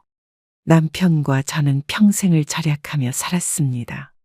남들처럼 외식 한 번 제대로 못했고 옷 한 벌 제대로 사입지 못했어요. 여보, 오늘도 적금 넣고 왔어. 그래, 우리 며느리랑 아들 좋은 집에서 살게 해주자. 벌써 통장이 이만큼 불었네. 힘들어도 참 뿌듯하다. 꽉 찬 도장이 찍힌 통장을 보며 남편은 흐뭇한 미소를 지었습니다. 저는 식당 일과 아파트 청소 일을 같이 했어요. 남편은 택시 운전과 새벽 장터 일을 했고요. 허리가 끊어질 듯 아파도 아들 내외 생각하며 버텼습니다. 어머니, 제가 전세로라도 살 수 있게 도와드릴게요. 아니, 우리가 아파트 사줄 거야. 조금만 더 기다려. 어머니, 결혼 초 아들 내외가 작은 원룸에 살 때가 생각납니다. 며느리는 눈물을 글썽이며 고마워했죠. 그때만 해도 며느리의 마음이 진심이라 믿었습니다. 여보, 이제 우리 나이가 몇인데 이렇게 고생해. 아들 며느리 생각하면 힘들어도 참을 만해. 매일 밤 파스 붙인 허리를 보듬으며 잠들었습니다. 남편은 한숨도 잘 자지 못했어요. 그래도 우리는 서로를 위로하며 하루하루를 버텼죠. 어머니, 저희 때문에 너무 고생하시는 거 아닌가요? 고생이라니 당연한 일이지. 죄송해요. 나중에 꼭 효도할게요. 며느리의 그 말에 절로 미소가 지어졌습니다. 힘든 시간도 견딜만 했죠. 하지만 그때는 몰랐습니다. 그 달콤한 말 뒤에 숨겨진 의도를. 밤늦게 퇴근하고 돌아와 허리를 펴지도 못한 채 잠든 남편을 바라봅니다. 창밖에서 들려오는 빗소리가 마음을 더욱 무겁게 만듭니다. 여보, 우리 좀만 더 힘내자. 그래, 이제 곧 다 모을 수 있을 거야. 식당 주방에서 일하다 대인 손을 바라봅니다. 남편은 허리 디스크로 병원을 다니면서도 일을 계속했어요. 우리의 이런 희생이 과연 옳은 걸까요?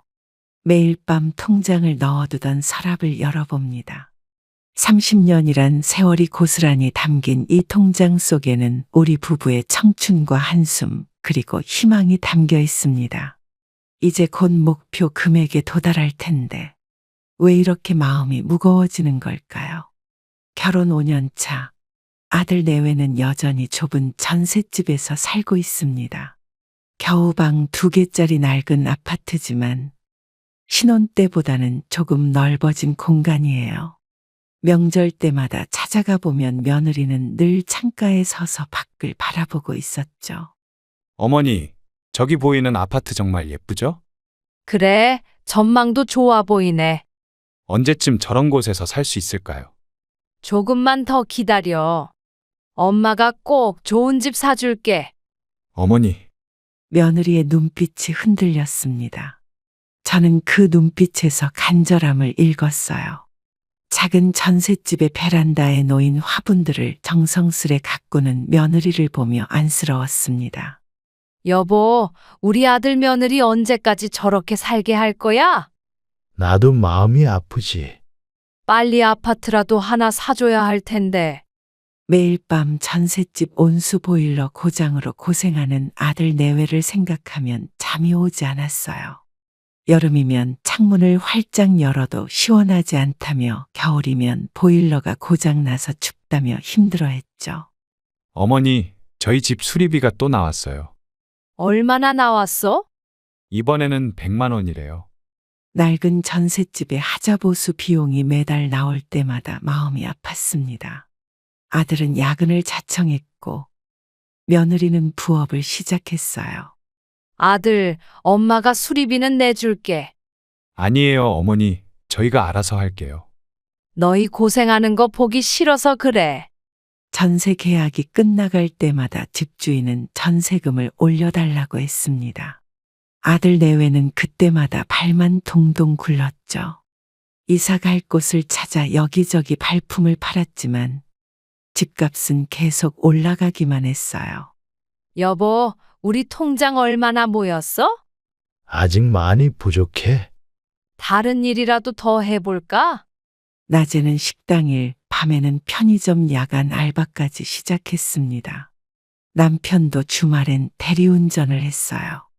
우리의 노력이 헛되지 않길 바라며 하루하루를 버텼죠. 어머니, 전세자금 대출도 알아봤는데. 대출은 안 돼. 이자 갚기도 벅찰 거야. 근데 언제까지 이러고 살아야 할지. 며느리의 한숨 소리가 가슴을 짓누릅니다. 좁은 전셋집 계단을 오르내릴 때마다 아들 내외의 한숨 소리가 따라오는 것 같았어요. 아들아, 조금만 더 참아. 네, 어머니. 곧 좋은 날이 올 거야. 저녁이면 창가에 기대어 멀리 보이는 새 아파트 단지를 바라보는 며느리의 뒷모습이 씁쓸합니다. 얼마나 좋은 집에서 살고 싶었을까요? 그 마음을 이해하지 못했던 건 아니에요. 하지만 그때는 몰랐습니다. 그 뒷모습에 숨겨진 다른 욕심을. 제 친정 어머니가 돌아가시기 전 마지막으로 제 손을 잡으셨던 그날이 떠오릅니다. 병원 침대에 누워 계시던 어머니는 통장 하나를 건네주셨어요. 평생을 절약하며 모으신 5천만 원이었죠.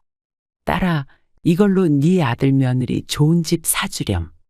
어머니, 내 손주 잘 살게 하는 게 소원이었어. 걱정 마세요. 꼭 그렇게 하겠습니다. 어머니의 마지막 유산을 받아들고 한동안 아무 말도 할 수 없었습니다. 남편은 조용히 제 어깨를 토닥여 주었어요. 우리 부부가 모은 돈에 어머니의 유산까지 더해지니 드디어 목표 금액에 도달했습니다. 여보, 이제 정말 아파트 살 수 있겠네요.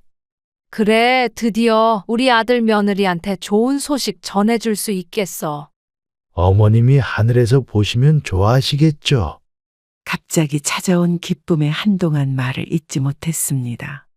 서랍 속 통장들을 모두 꺼내어 놓고 금액을 확인하는 순간 눈물이 왈칵 쏟아졌어요. 아들아, 이리 와봐. 네, 어머니 무슨 일이세요? 이제 니네 아파트 살 수 있게 됐다.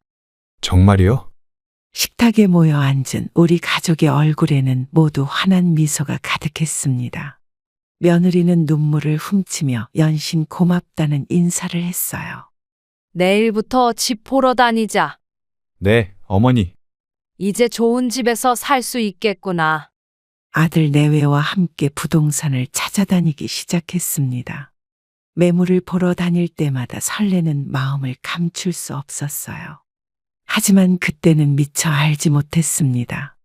이 기쁨이 오래가지 않을 거란 걸. 어머니, 저희가 원하는 아파트가 있는데. 그래? 어디 한번 보자. 근데 예산보다 좀 더 필요할 것 같아요. 처음으로 느껴본 불편한 예감이 스쳐갔습니다. 며느리의 눈빛이 달라져 있었어요. 더 이상 감사함은 찾아볼 수 없었죠. 여보, 왠지 불안한 느낌이 드네. 무슨 소리야? 이제 겨우 좋은 일이 생겼는데. 며느리가 좀 달라진 것 같아. 식탁에 놓인 통장들을 바라보며 한숨이 나왔습니다. 어머니의 마지막 바람대로 아들 내외에게 좋은 집을 사줄 수 있게 되었지만 왜 이렇게 마음이 무거워지는 걸까요? 어머니, 살펴보니까 좋은 아파트가 더 많네요. 우리가 정한 예산이 있잖아. 근데 조금만 더 보태면. 며느리의 욕심이 조금씩 보이기 시작했습니다. 하지만 그땐 이 정도가 전부일 거라 생각했죠. 어머니의 마지막 유산이 불러올 파장을 전혀 예상하지 못했습니다. 식탁에 아들 내외를 앉혀놓고 마지막으로 통장을 확인했습니다. 30해 동안 모은 저축과 친정어머니의 유산이 합쳐진 금액을 보며 가슴이 벅찼어요. 이제 드디어 우리 아이들에게 제대로 된 집을 사줄 수 있다는 생각에 눈시울이 붉어졌죠. 아들아, 이제 너희 아파트 사줄 수 있게 됐다. 어머니, 정말인가요? 네, 어머님 감사합니다. 통장 여기 있으니 이제 집 알아보자. 어머니, 저희가 꼭 효도하겠습니다. 그래, 앞으로 잘 살면 되는 거야. 식탁에 걸쳐진 침묵이 이상하게 느껴졌습니다. 아들과 며느리의 표정에서 기쁨보다는 다른 감정이 느껴졌어요. 마치 오래 기다려온 순간이 드디어 온 것처럼 급하게 서두르는 모습이었죠. 여보, 우리 아들 내외 표정이 좀 이상하지 않아? 너무 기뻐서 그런가 보지. 뭔가 불안한데. 아들 내외는 그날 저녁부터 인터넷으로 집을 알아보기 시작했습니다. 스마트폰으로 부동산 앱을 들여다보는 모습이 마치 보물찾기를 하는 것 같았어요. 어머니, 저희가 마음에 드는 아파트가 있어요. 벌써? 천천히 알아보면 되는데. 이런 기회 놓치면 안 될 것 같아서요. 그래. 내일 같이 가보자. 식사 시간에도 아들 내외는 집 이야기만 했습니다.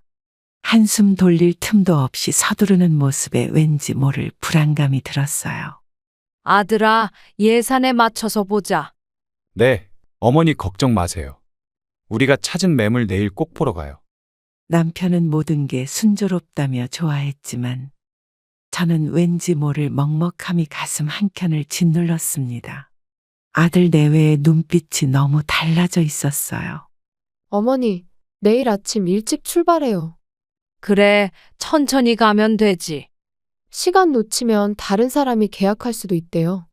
며느리의 목소리에서 설렘보다는 조급함이 묻어났어요. 식탁을 치우며 아들 내외의 대화가 귓가에 맴돌았습니다. 서두르는 그들의 모습에서 뭔가 숨겨진 계획이 있는 것만 같았어요. 어머니, 내일 꼭 계약했으면 좋겠어요. 그렇게 서두를 거 없어. 기다리던 순간인데 빨리 결정했으면 해서요. 현관문을 나서는 아들 내외의 뒷모습을 바라보며 한숨이 나왔습니다. 돈이 생기자마자 달라지기 시작한 그들의 태도가 심상치 않게 느껴졌어요. 아침 일찍부터 시작된 집 보기가 벌써 일주일째 이어지고 있습니다. 처음에는 예산에 맞는 아파트를 보러 다녔는데 점점 더 비싼 곳만 골라다니는 아들 내외가 이상하게 느껴졌어요. 오늘도 새로 지은 고급 아파트 모델 하우스를 찾았죠. 어머니, 여기 정말 좋지 않나요? 우리 예산으론 힘들 텐데. 조금만 더 보태주시면 안 될까요? 그래도 이왕이면 좋은 데서 살고 싶어서요. 너희들 욕심이 너무 과한 거 아니니? 요즘은 다들 이 정도는 사는데. 모델 하우스를 둘러보는 내내 불안한 마음이 커져갔습니다. 남편은 피곤한 듯 한숨만 쉬었고 저는 아들 내외의 태도가 걱정됐어요. 분양 상담실 앞에서 며느리는 재촉하듯 제 팔을 잡아당겼습니다.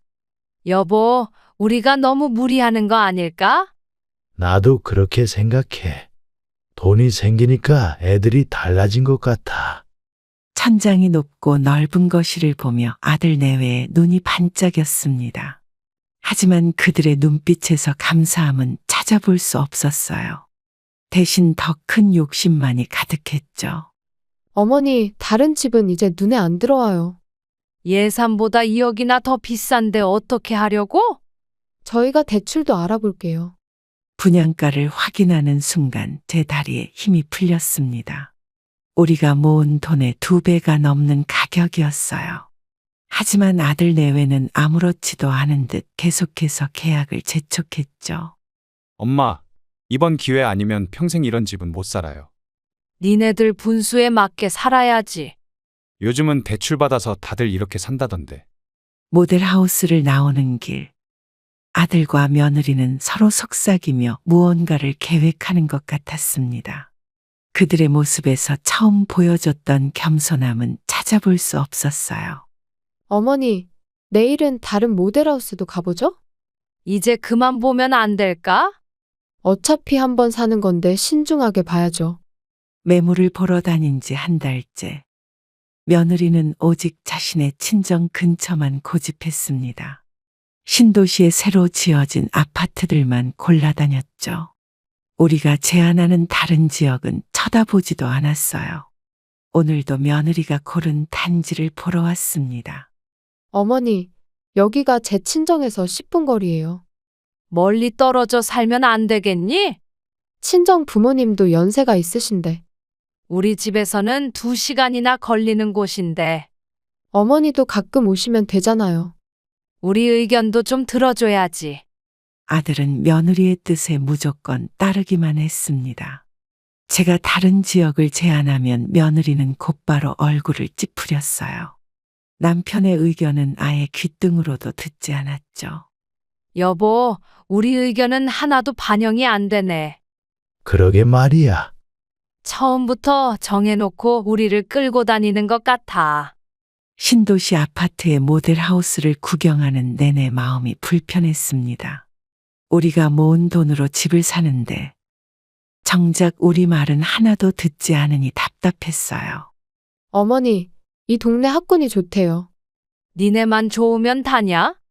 애 키우기도 좋고 엄마도 도와주실 수 있잖아요. 남편은 피곤한 듯 한숨만 내쉬었습니다. 아들은 며느리 뒤에 서서 고개를 끄덕이기만 했어요. 우리의 의견은 점점 더 무시당하고 있었죠. 아들아, 우리 동네도 한번 보는 게 어떠니? 거긴 너무 오래됐잖아요. 신도시만큼 교통도 좋은데. 부동산에서 나오는 길. 며느리는 이미 다음 매물 약속을 잡고 있었습니다. 저와 남편의 의견은 전혀 고려하지 않은 채로요. 마치 우리는 돈만 대주면 되는 사람처럼 여겨졌죠.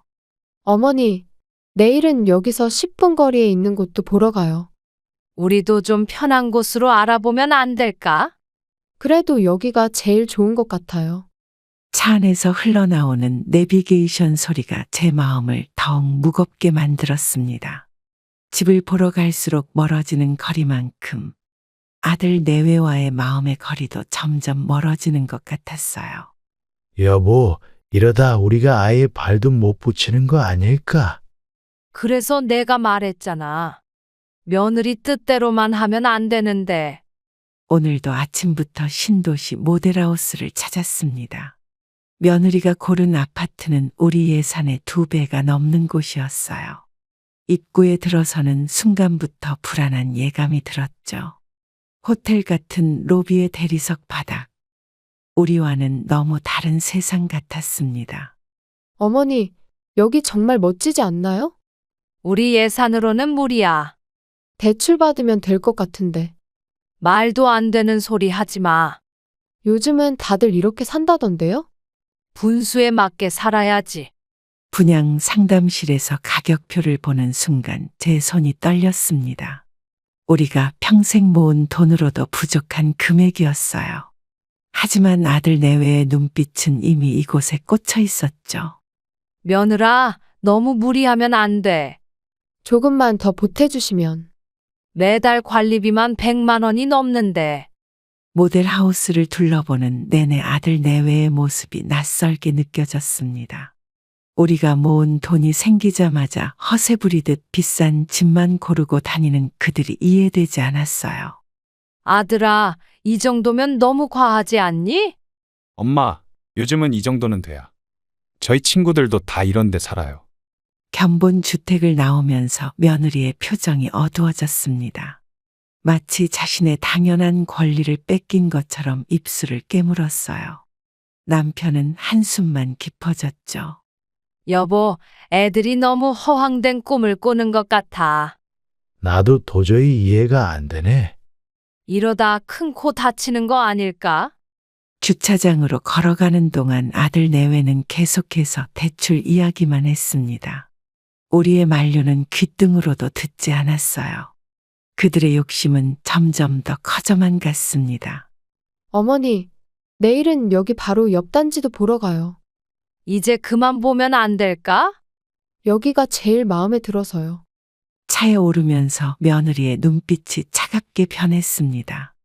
예산 안에서 살 집을 구하자는 제 말에 못마땅한 표정을 지었어요. 돈을 더 보태달라는 말이 목구멍까지 차올랐다는 걸 느낄 수 있었죠. 아들아, 현실적으로 생각해보자. 엄마, 평생 한 번 사는 건데. 나중에 후회하지 말고. 평소 친하게 지내던 이웃의 집들이의 초대를 받아 며느리와 함께 가게 됐습니다. 결혼할 때부터 친했다는 친구의 새 아파트였어요. 현관문을 열자마자 며느리의 표정이 달라지는 게 보였죠.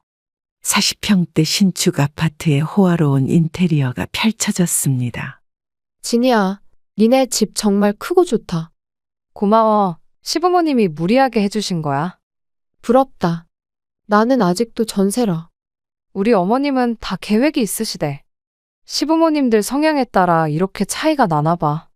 그런가 보네. 식탁에 둘러앉아 이야기를 나누는 동안 며느리의 한숨 소리가 점점 커져갔습니다. 친구들이 자랑하는 호화로운 신혼집 이야기에 얼굴이 굳어져 갔어요. 자리에서 일어난 며느리는 화장실을 간다며 자리를 피했습니다. 여보, 우리 며느리 표정이 안 좋아. 나도 봤어. 친구들이랑 자꾸 비교하는 것 같아. 저러다 큰 소리 나는 거 아닐까? 돌아오는 차 안에서 며느리는 내내 말이 없었습니다.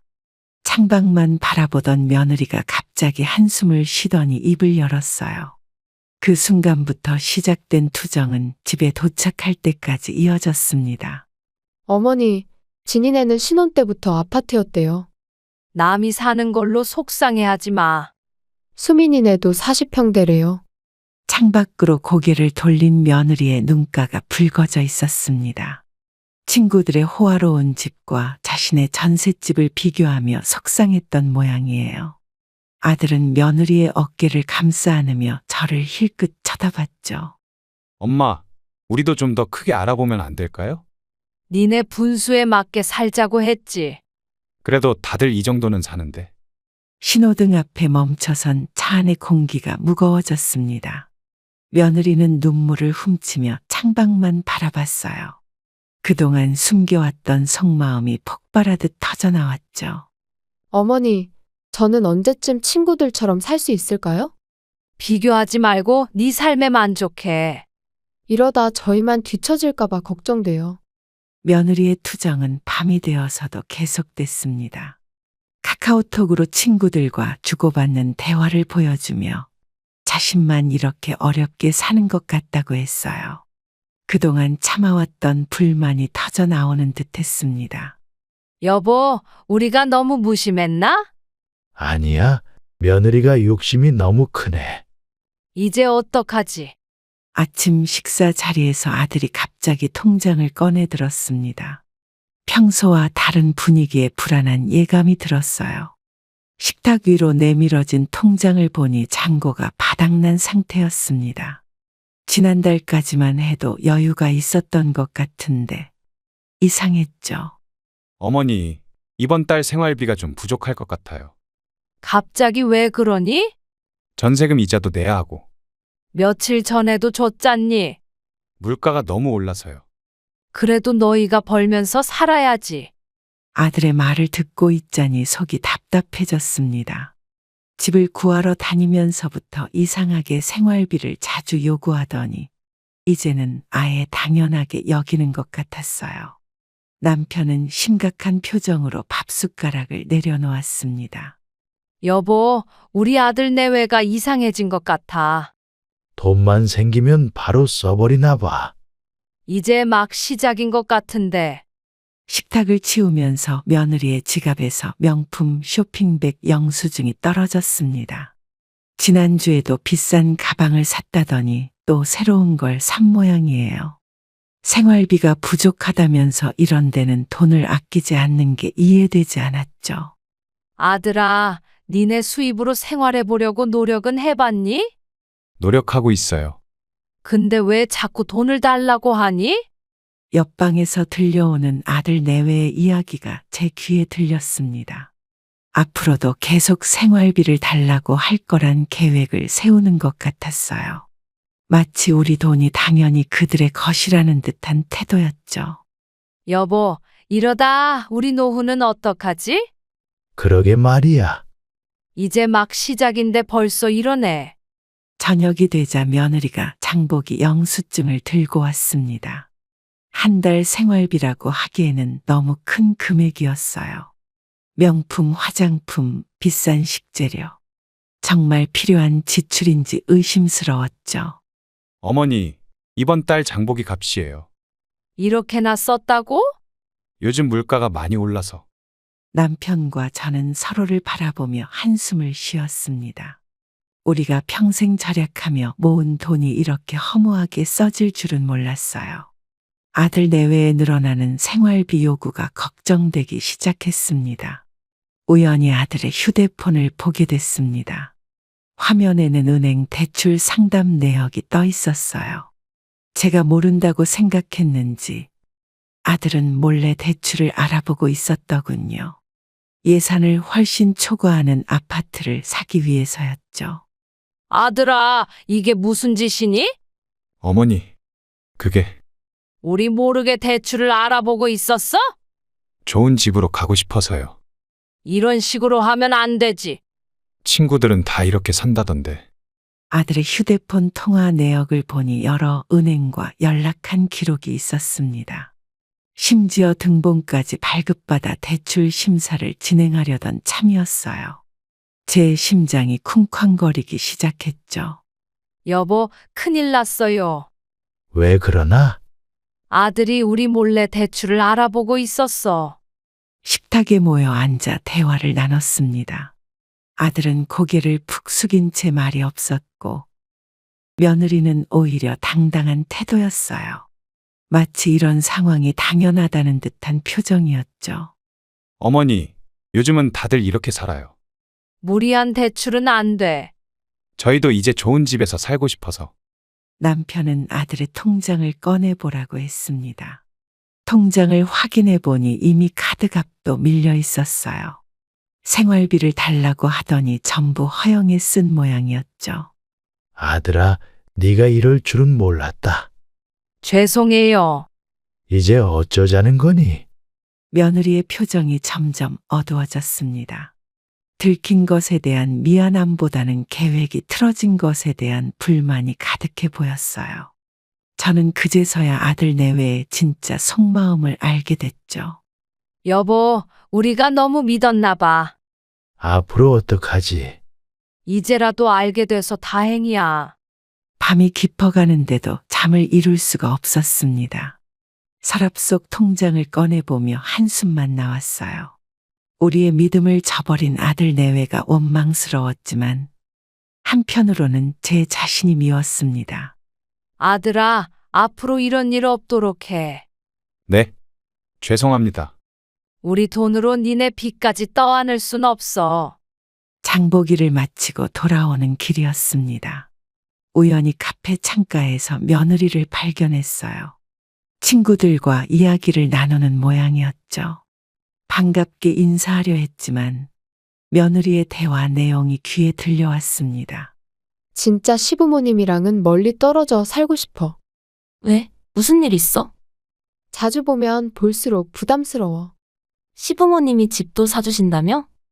그래서 더 빨리 독립하고 싶지. 야, 그래도 너무한 거 아니야? 장바구니를 든 손이 떨려왔습니다. 제 귀를 의심했지만 며느리의 목소리는 또렷했어요. 카페 밖에 서서 더 이상 움직일 수 없었죠. 여보, 방금 며느리가. 들었어요. 저도 들었어요. 이럴 수가. 집으로 돌아오는 길이 왜 이리 멀게 느껴지는지 모르겠습니다. 장바구니 속 며느리가 좋아하는 과일이 이제는 무겁게만 느껴졌어요. 현관문을 열고 들어서자 아들이 전화통화를 하고 있었습니다. 그래, 엄마 아빠랑은 좀 멀리 살자. 나도 그게 좋을 것 같아. 우리끼리만 살면 편하잖아.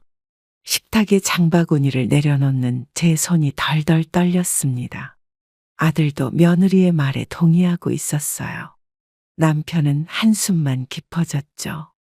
저희를 위해 평생을 모은 돈으로 집을 사주려 했는데 정작 그들은 저희와 멀어지고 싶어 했습니다.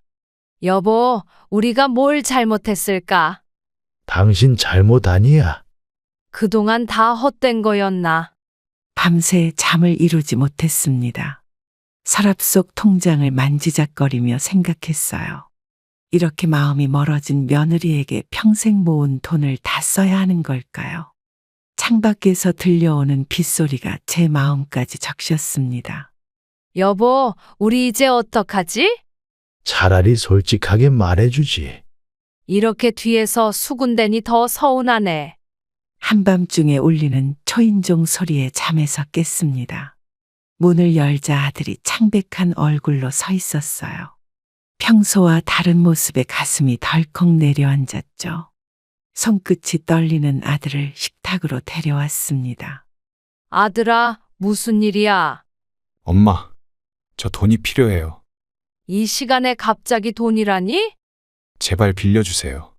얼마나 필요한데? 2천만 원만요. 아들의 떨리는 목소리에 불길한 예감이 들었습니다. 며느리는 어디 있냐고 물었더니 친정에 가 있다고 하더군요. 남편을 깨워 거실로 나왔습니다. 도대체 무슨 일이야? 사채업자들이 집 앞에서 기다리고 있어요.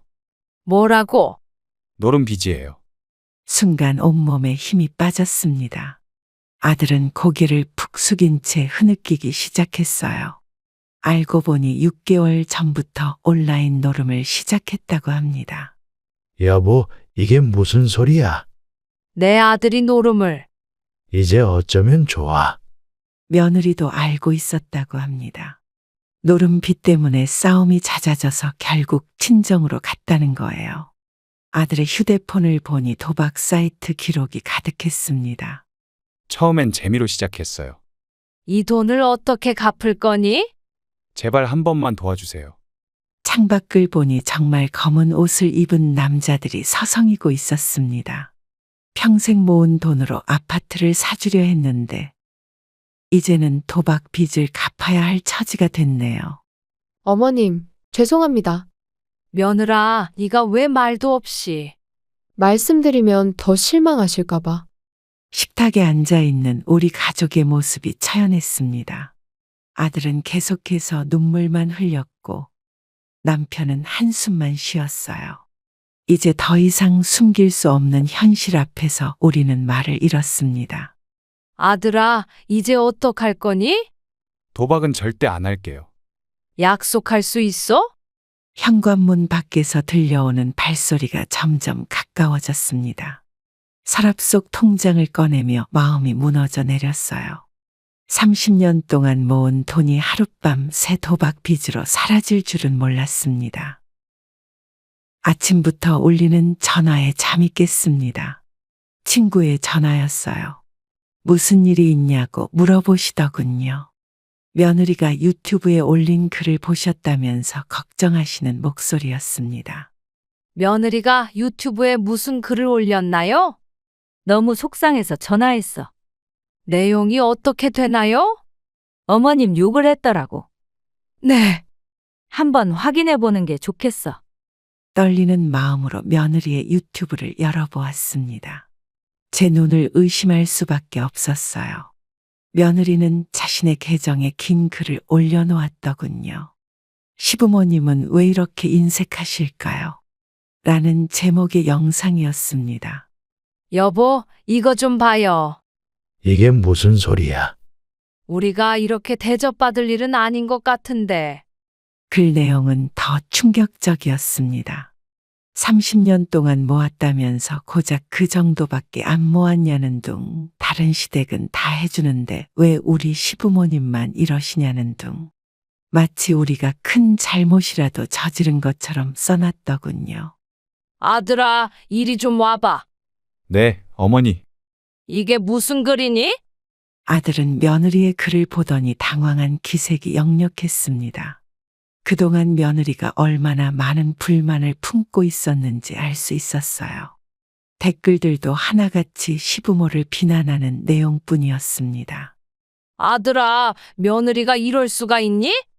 죄송해요. 우리가 뭘 그렇게 잘못했다고? 남편은 한동안 아무 말도 하지 못했습니다. 평생을 아껴가며 모은 돈이 고작이라는 말에 상처받은 눈치였어요. 며느리에게 전화를 걸어보니 뚜렷한 답변 없이 변명만 늘어놓더군요. 여보, 이제 어떡하면 좋을까요? 나도 모르겠어. 이런 마음으로 우리 돈을 받으려 했다니. 식탁에 앉아 차라도 한 잔 마시려는데 자꾸만 눈물이 나왔습니다. 며느리의 글은 삭제되지 않은 채 계속 퍼져나가고 있었어요. 우리 부부의 가슴에는 지울 수 없는 상처가 새겨졌습니다. 병원 대기실에 앉아 있습니다. 남편은 갑자기 심한 협심증 증세로 쓰러졌어요. 의사 선생님은 무리하면 안 된다고 하셨지만 아들 내외의 재촉에 집 알아보는 일을 계속했더니 이렇게 됐네요. 여보, 많이 아프죠? 괜찮아, 걱정하지 마. 아들 내외한테 말해야겠어요. 당신 건강도 안 좋은데. 진료를 마치고 나오는데 아들 부부가 병원 앞에서 기다리고 있었습니다. 하지만 그들의 표정에서는 걱정보다는 조급함이 더 커 보였어요. 주차장으로 걸어가는 내내 집 이야기만 했죠. 아버님 건강이 안 좋으신데. 괜찮을 거다. 얼른 계약해야 할 것 같아서요. 너희들 지금 뭐 하는 거니? 아들의 말에 남편의 얼굴이 굳어졌습니다. 제 혈압약 봉지를 들고 있는 손이 떨렸어요. 남편은 화를 참지 못하고 소리를 질렀죠. 이 못된 것들아! 좋은 매물 놓치면 안 될 것 같아서. 제 당뇨도 점점 심해지고 남편의 협심증도 악화되는데 아들 내외의 눈에는 그런 게 보이지 않나 봐요. 여보, 우리 이제 어떡하죠? 더는 못 참겠어. 자식도 이렇게 변할 수 있나요? 병원 처방전을 보며 한숨이 나왔습니다. 평생 모은 돈으로 자식 위한다고 이렇게까지 해야 하나 싶었어요. 남편과 저희 건강은 이미 한계에 다다르고 있었습니다. 한밤중에 갑자기 남편이 가슴을 부여잡고 쓰러졌습니다. 구급차 사이렌 소리가 온 동네를 깨웠어요. 응급실로 실려가는 남편의 손을 잡고 있는데 의사 선생님이 긴급 수술이 필요하다고 말씀하셨죠. 의사 선생님, 제 남편 상태가 어떤가요? 협심증이 심각하게 악화됐습니다. 수술비가 얼마나 들까요? 1,000만 원 정도 준비하셔야 할 것 같습니다. 그렇게나 많이요? 빨리 수술하지 않으면 위험합니다. 응급실 대기의자에 앉아 아들에게 전화를 걸었습니다. 새벽 시간이라 전화를 몇 번이나 했는지 모르겠어요. 겨우 받은 전화에서 아들의 목소리는 놀랍게도 담담했습니다. 어머니, 지금 좀 바쁜데. 아버지가 쓰러지셨어. 내일 모델하우스 가기로 했잖아요. 지금 수술비가 급해서 그런다. 저희도 지금 돈이 없어요. 너희 아버지 생각은 안 하니? 병원비 계산서를 보며 한숨만 나왔습니다. 며느리는 전화도 받지 않았어요. 아들은 내일 부동산 약속이 중요하다며 오히려 저를 재촉했죠. 여보, 정신 차려봐요. 당신, 여긴 어디야? 제발 힘내세요. 중환자실 앞에서 밤을 새우는데 아들에게서 문자가 왔습니다. 내일 꼭 집 보러 가야 해요라는 내용이었어요.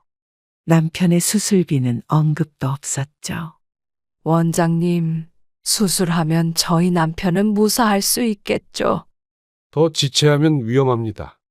알겠습니다. 수술동 의서를 쓰면서 손이 떨렸습니다. 아들 내외를 위해 평생 모아둔 돈을 남편 수술비로 써야 할지 결정이 쉽지 않았어요. 중환자실 유리창 너머로 산소호흡기를 달고 누워있는 남편을 바라보았습니다. 간호사가 다급하게 저를 불렀습니다. 남편의 상태가 갑자기 나빠졌다고 해요.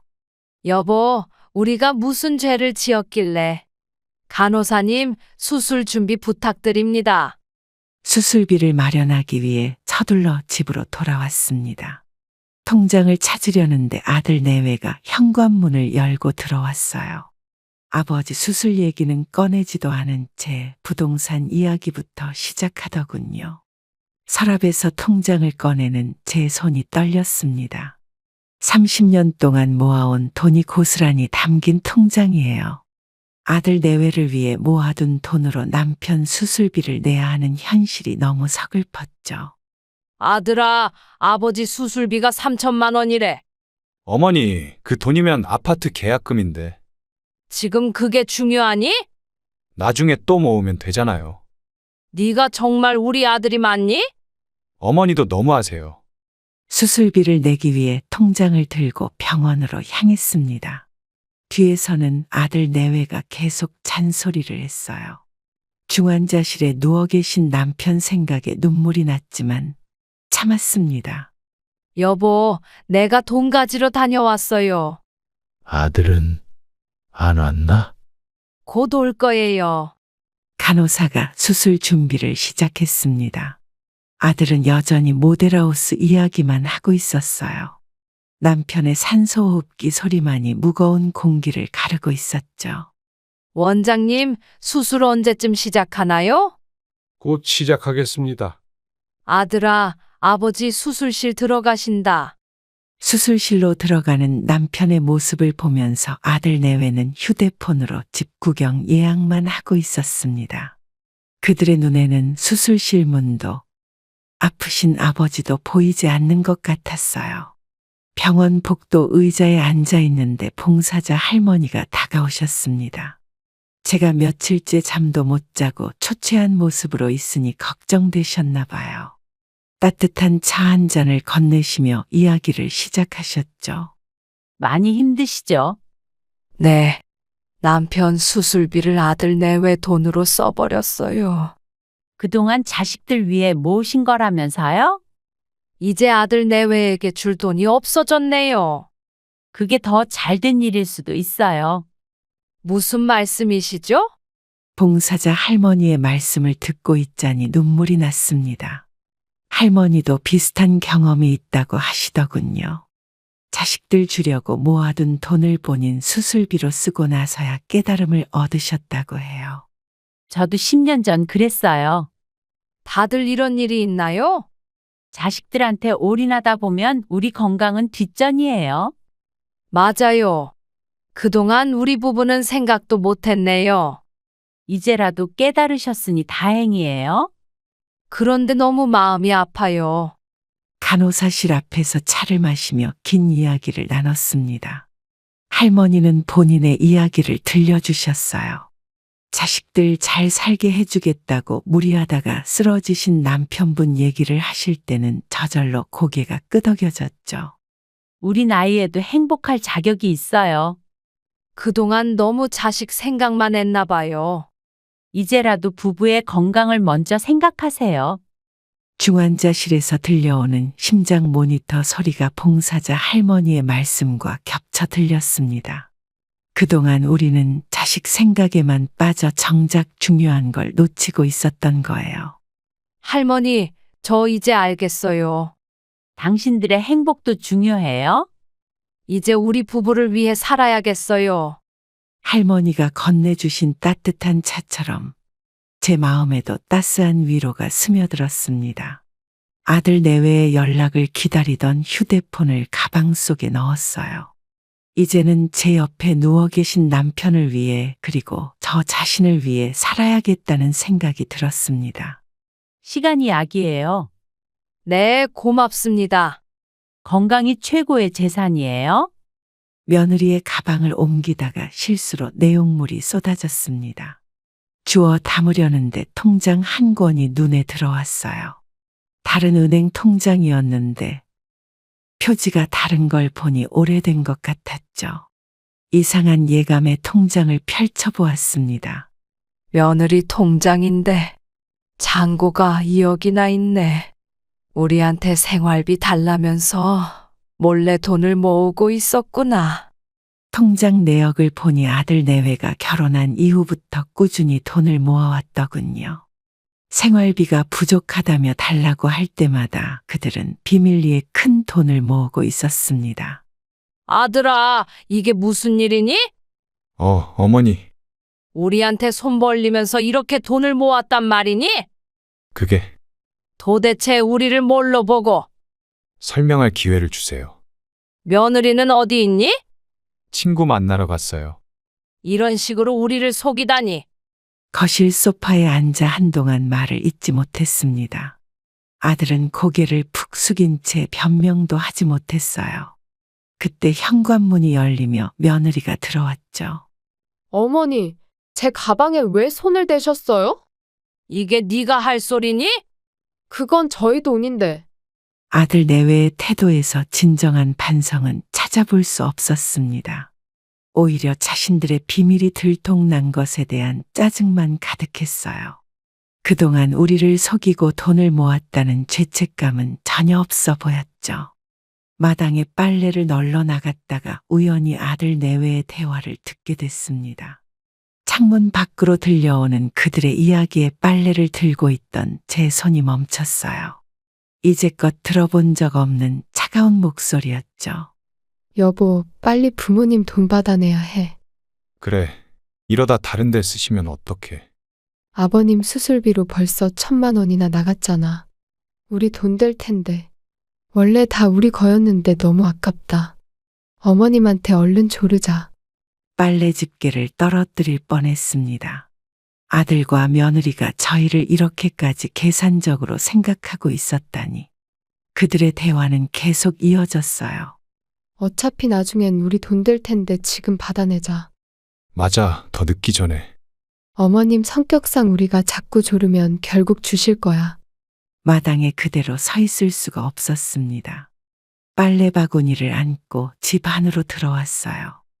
그런데 거실에서 들리는 아들 내외의 대화가 더욱 충격적이었죠. 요즘 건강도 안 좋으신데 이럴 때 더 압박하자. 우리가 효도한다고 하면서. 그래, 그게 좋겠다. 남편이 수술받고 있는 병원에서도 이런 계산들을 하고 있었던 걸까요? 제 머릿속이 하얘졌어요. 부엌 식탁에 앉아 한동안 일어날 수가 없었습니다. 여보, 돈만 받아내면 우리끼리 살자. 멀리 이사 가서 연락도 하지 말자. 어차피 늙어서 귀찮기만 할 텐데 뭐. 방문 앞에 서서 더는 움직일 수가 없었습니다. 그동안 우리가 얼마나 큰 착각 속에 살았는지 깨달았어요. 아들 내외의 웃음소리가 칼날이 되어 제 가슴을 파고들었죠. 저기 너희들. 어머니, 언제 오셨어요? 순간 아들 내외의 얼굴이 창백해졌습니다. 하지만 저는 이미 모든 걸 들었어요. 그들의 가면이 벗겨진 순간이었죠. 이제 더 이상 눈물도 나지 않았습니다. 병원에서 퇴원한 남편과 진지한 대화를 나눴습니다. 서로를 마주보며 앉아 있는데 그동안 하지 못했던 이야기들이 술술 나왔어요. 아들 내외의 변한 모습, 숨겨진 통장, 그리고 그들의 대화까지. 여보, 이제 우리 자신을 위해 살아야겠어요. 그래, 나도 같은 생각이야. 이 돈으로 당신 건강부터 챙기고 싶어요. 미안해. 내가 아파서. 이제부터 우리 둘만 생각해요. 식탁 위에는 통장들이 놓여 있었습니다. 평생을 모은 돈이에요. 남편의 수술비로 일부를 썼지만 아직 우리의 노후를 위한 돈은 남아 있었죠. 이제는 이 돈으로 우리의 건강과 행복을 위해 써야 할 때였습니다. 어머니, 오늘 부동산 가기로 하지 않았나요? 앉아라, 할 얘기가 있다. 무슨 일이세요? 이제 너희한테 돈 줄 생각 없다. 갑자기 왜 그러세요? 우리도 이제 우리 인생 살아야지. 아들 내외의 표정이 굳어졌습니다. 예상치 못한 말에 당황한 듯했어요. 며느리는 손톱을 만지작거리며 안절부절 못했죠. 저는 차분히 우리의 결정을 전했습니다. 아버님 건강도 안 좋으신데. 그래, 이제 우리 건강이 먼저야. 그동안 모으신 돈은요? 우리 병원비랑 노후 준비할 거다. 안방에서 짐을 정리하는 소리가 들렸습니다. 아들 내외가 자신들의 물건을 챙기기 시작했어요. 짐을 싸면서도 계속해서 돈 얘기만 하는 그들을 보며 마음이 담담해졌습니다. 여보, 잘한 결정이죠? 그래, 이게 맞아. 이제 우리 둘이 여행도 다니면서 살아요. 처음으로 우리 부부를 위한 결정을 했습니다. 아들 내외는 화를 내며 짐을 쌌지만 오히려 제 마음은 홀가분했어요. 이제야 진정한 자유를 느끼는 것 같았습니다. 아들 내외에게 우리의 결정을 전한 후 집안의 공기가 순식간에 변했습니다. 며느리의 얼굴이 새빨개졌고 아들은 주먹을 불끈 쥐었어요.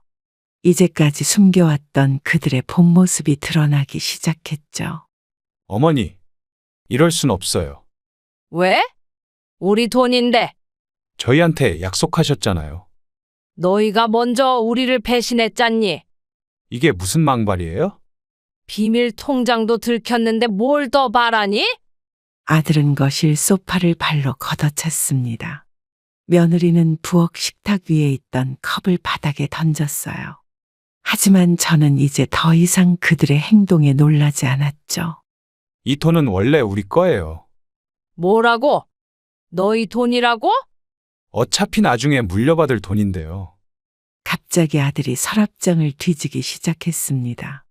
통장을 찾으려는 모양이었어요. 며느리도 안방으로 뛰어들어가 서랍을 열어보더군요. 남편은 그들의 모습을 차갑게 지켜보고만 있었습니다. 통장 어딨어요? 이제 그만해라. 이거 횡령이에요. 횡령. 손이 떨리기 시작했습니다.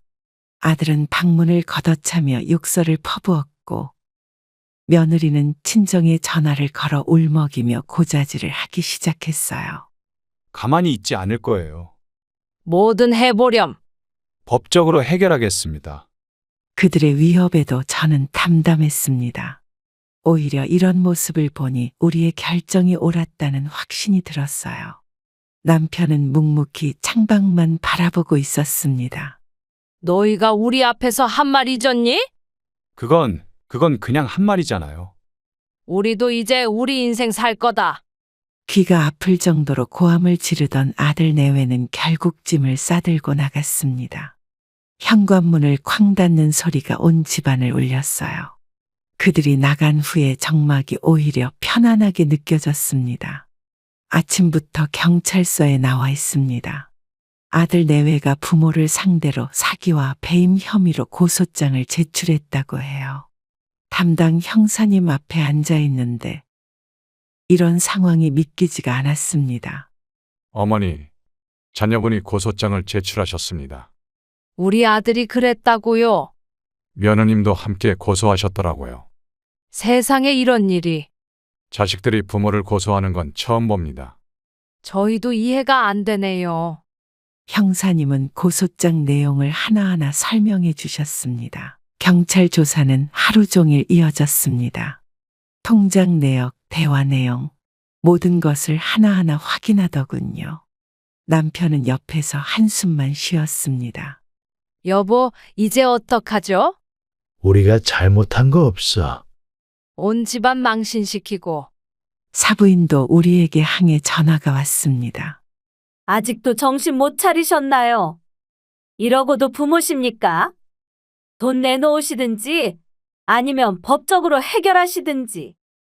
마당 화단에 심어놓은 꽃들이 시들어가는 걸 보며 한숨이 나왔습니다. 이제는 매일 아침 경찰서에 나와 조사를 받아야 한다고 하네요. 남편의 얼굴이 점점 초췌해져 갔습니다. 새벽에 갑자기 초인종이 울렸습니다. 문을 열어보니 아들이 술에 취해 서 있었어요. 평소에 단정하던 모습은 온데간데 없고 꾸깃꾸깃한 옷차림에 흐트러진 머리를 하고 있었죠. 엄마, 문 열어. 이 시간에 왜 이러니? 돈 내놔, 우리 돈. 취했구나. 들어가서 자. 이제부터 당신들은 내 부모가 아니야. 정신 차려라.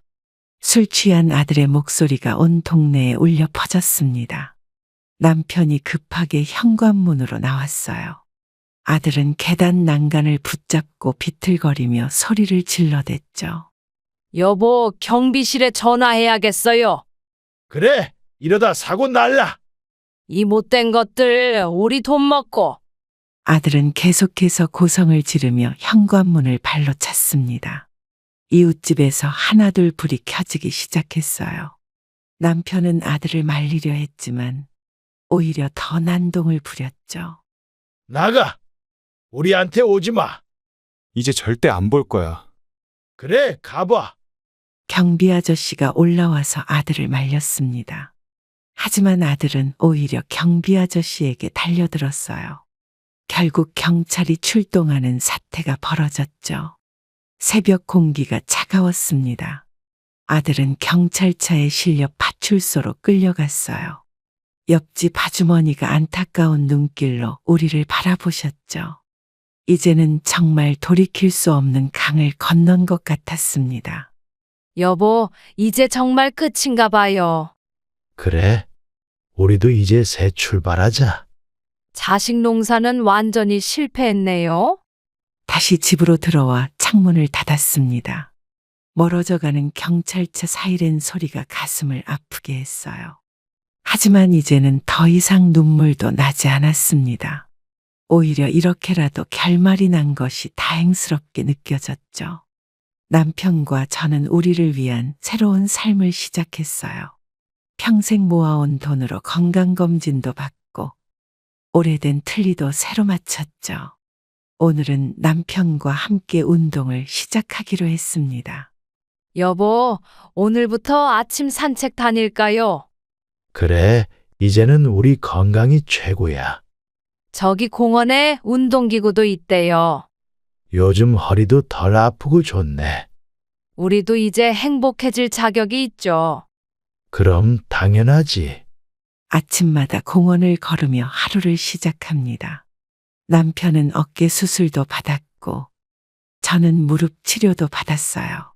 이제는 서로의 건강을 챙기는 게 가장 큰 즐거움이 됐죠. 여보, 오후에는 수영장 가볼까요? 의사 선생님이 수영이 좋다고 하셨지. 당신 혈압약도 챙기셨죠? 병원에서 권해준 운동을 하나씩 시작했습니다. 처음에는 어색했지만 점점 몸이 가벼워지는 걸 느꼈어요. 남편의 얼굴에도 생기가 돌아오기 시작했죠. 여보, 주말에는 여행 갈까요? 그래, 바다라도 보러 가자. 우리 처음으로 가는 여행이네요. 평생 자식 뒷바라지 하느라 한 번도 가보지 못했던 여행을 계획했습니다. 기차표를 예매하고 숙소를 알아보는 일이 마치 새내기 부부처럼 설렜어요. 여보, 이제 우리 둘만의 시간이 많아졌네. 그동안 못했던 거 이제 다 해보자. 저기 요가 교실도 다닐까 해요. 식탁에 앉아 건강식을 준비하면서 웃음꽃이 피었습니다. 이제는 서로를 바라보며 대화하는 시간이 늘었어요.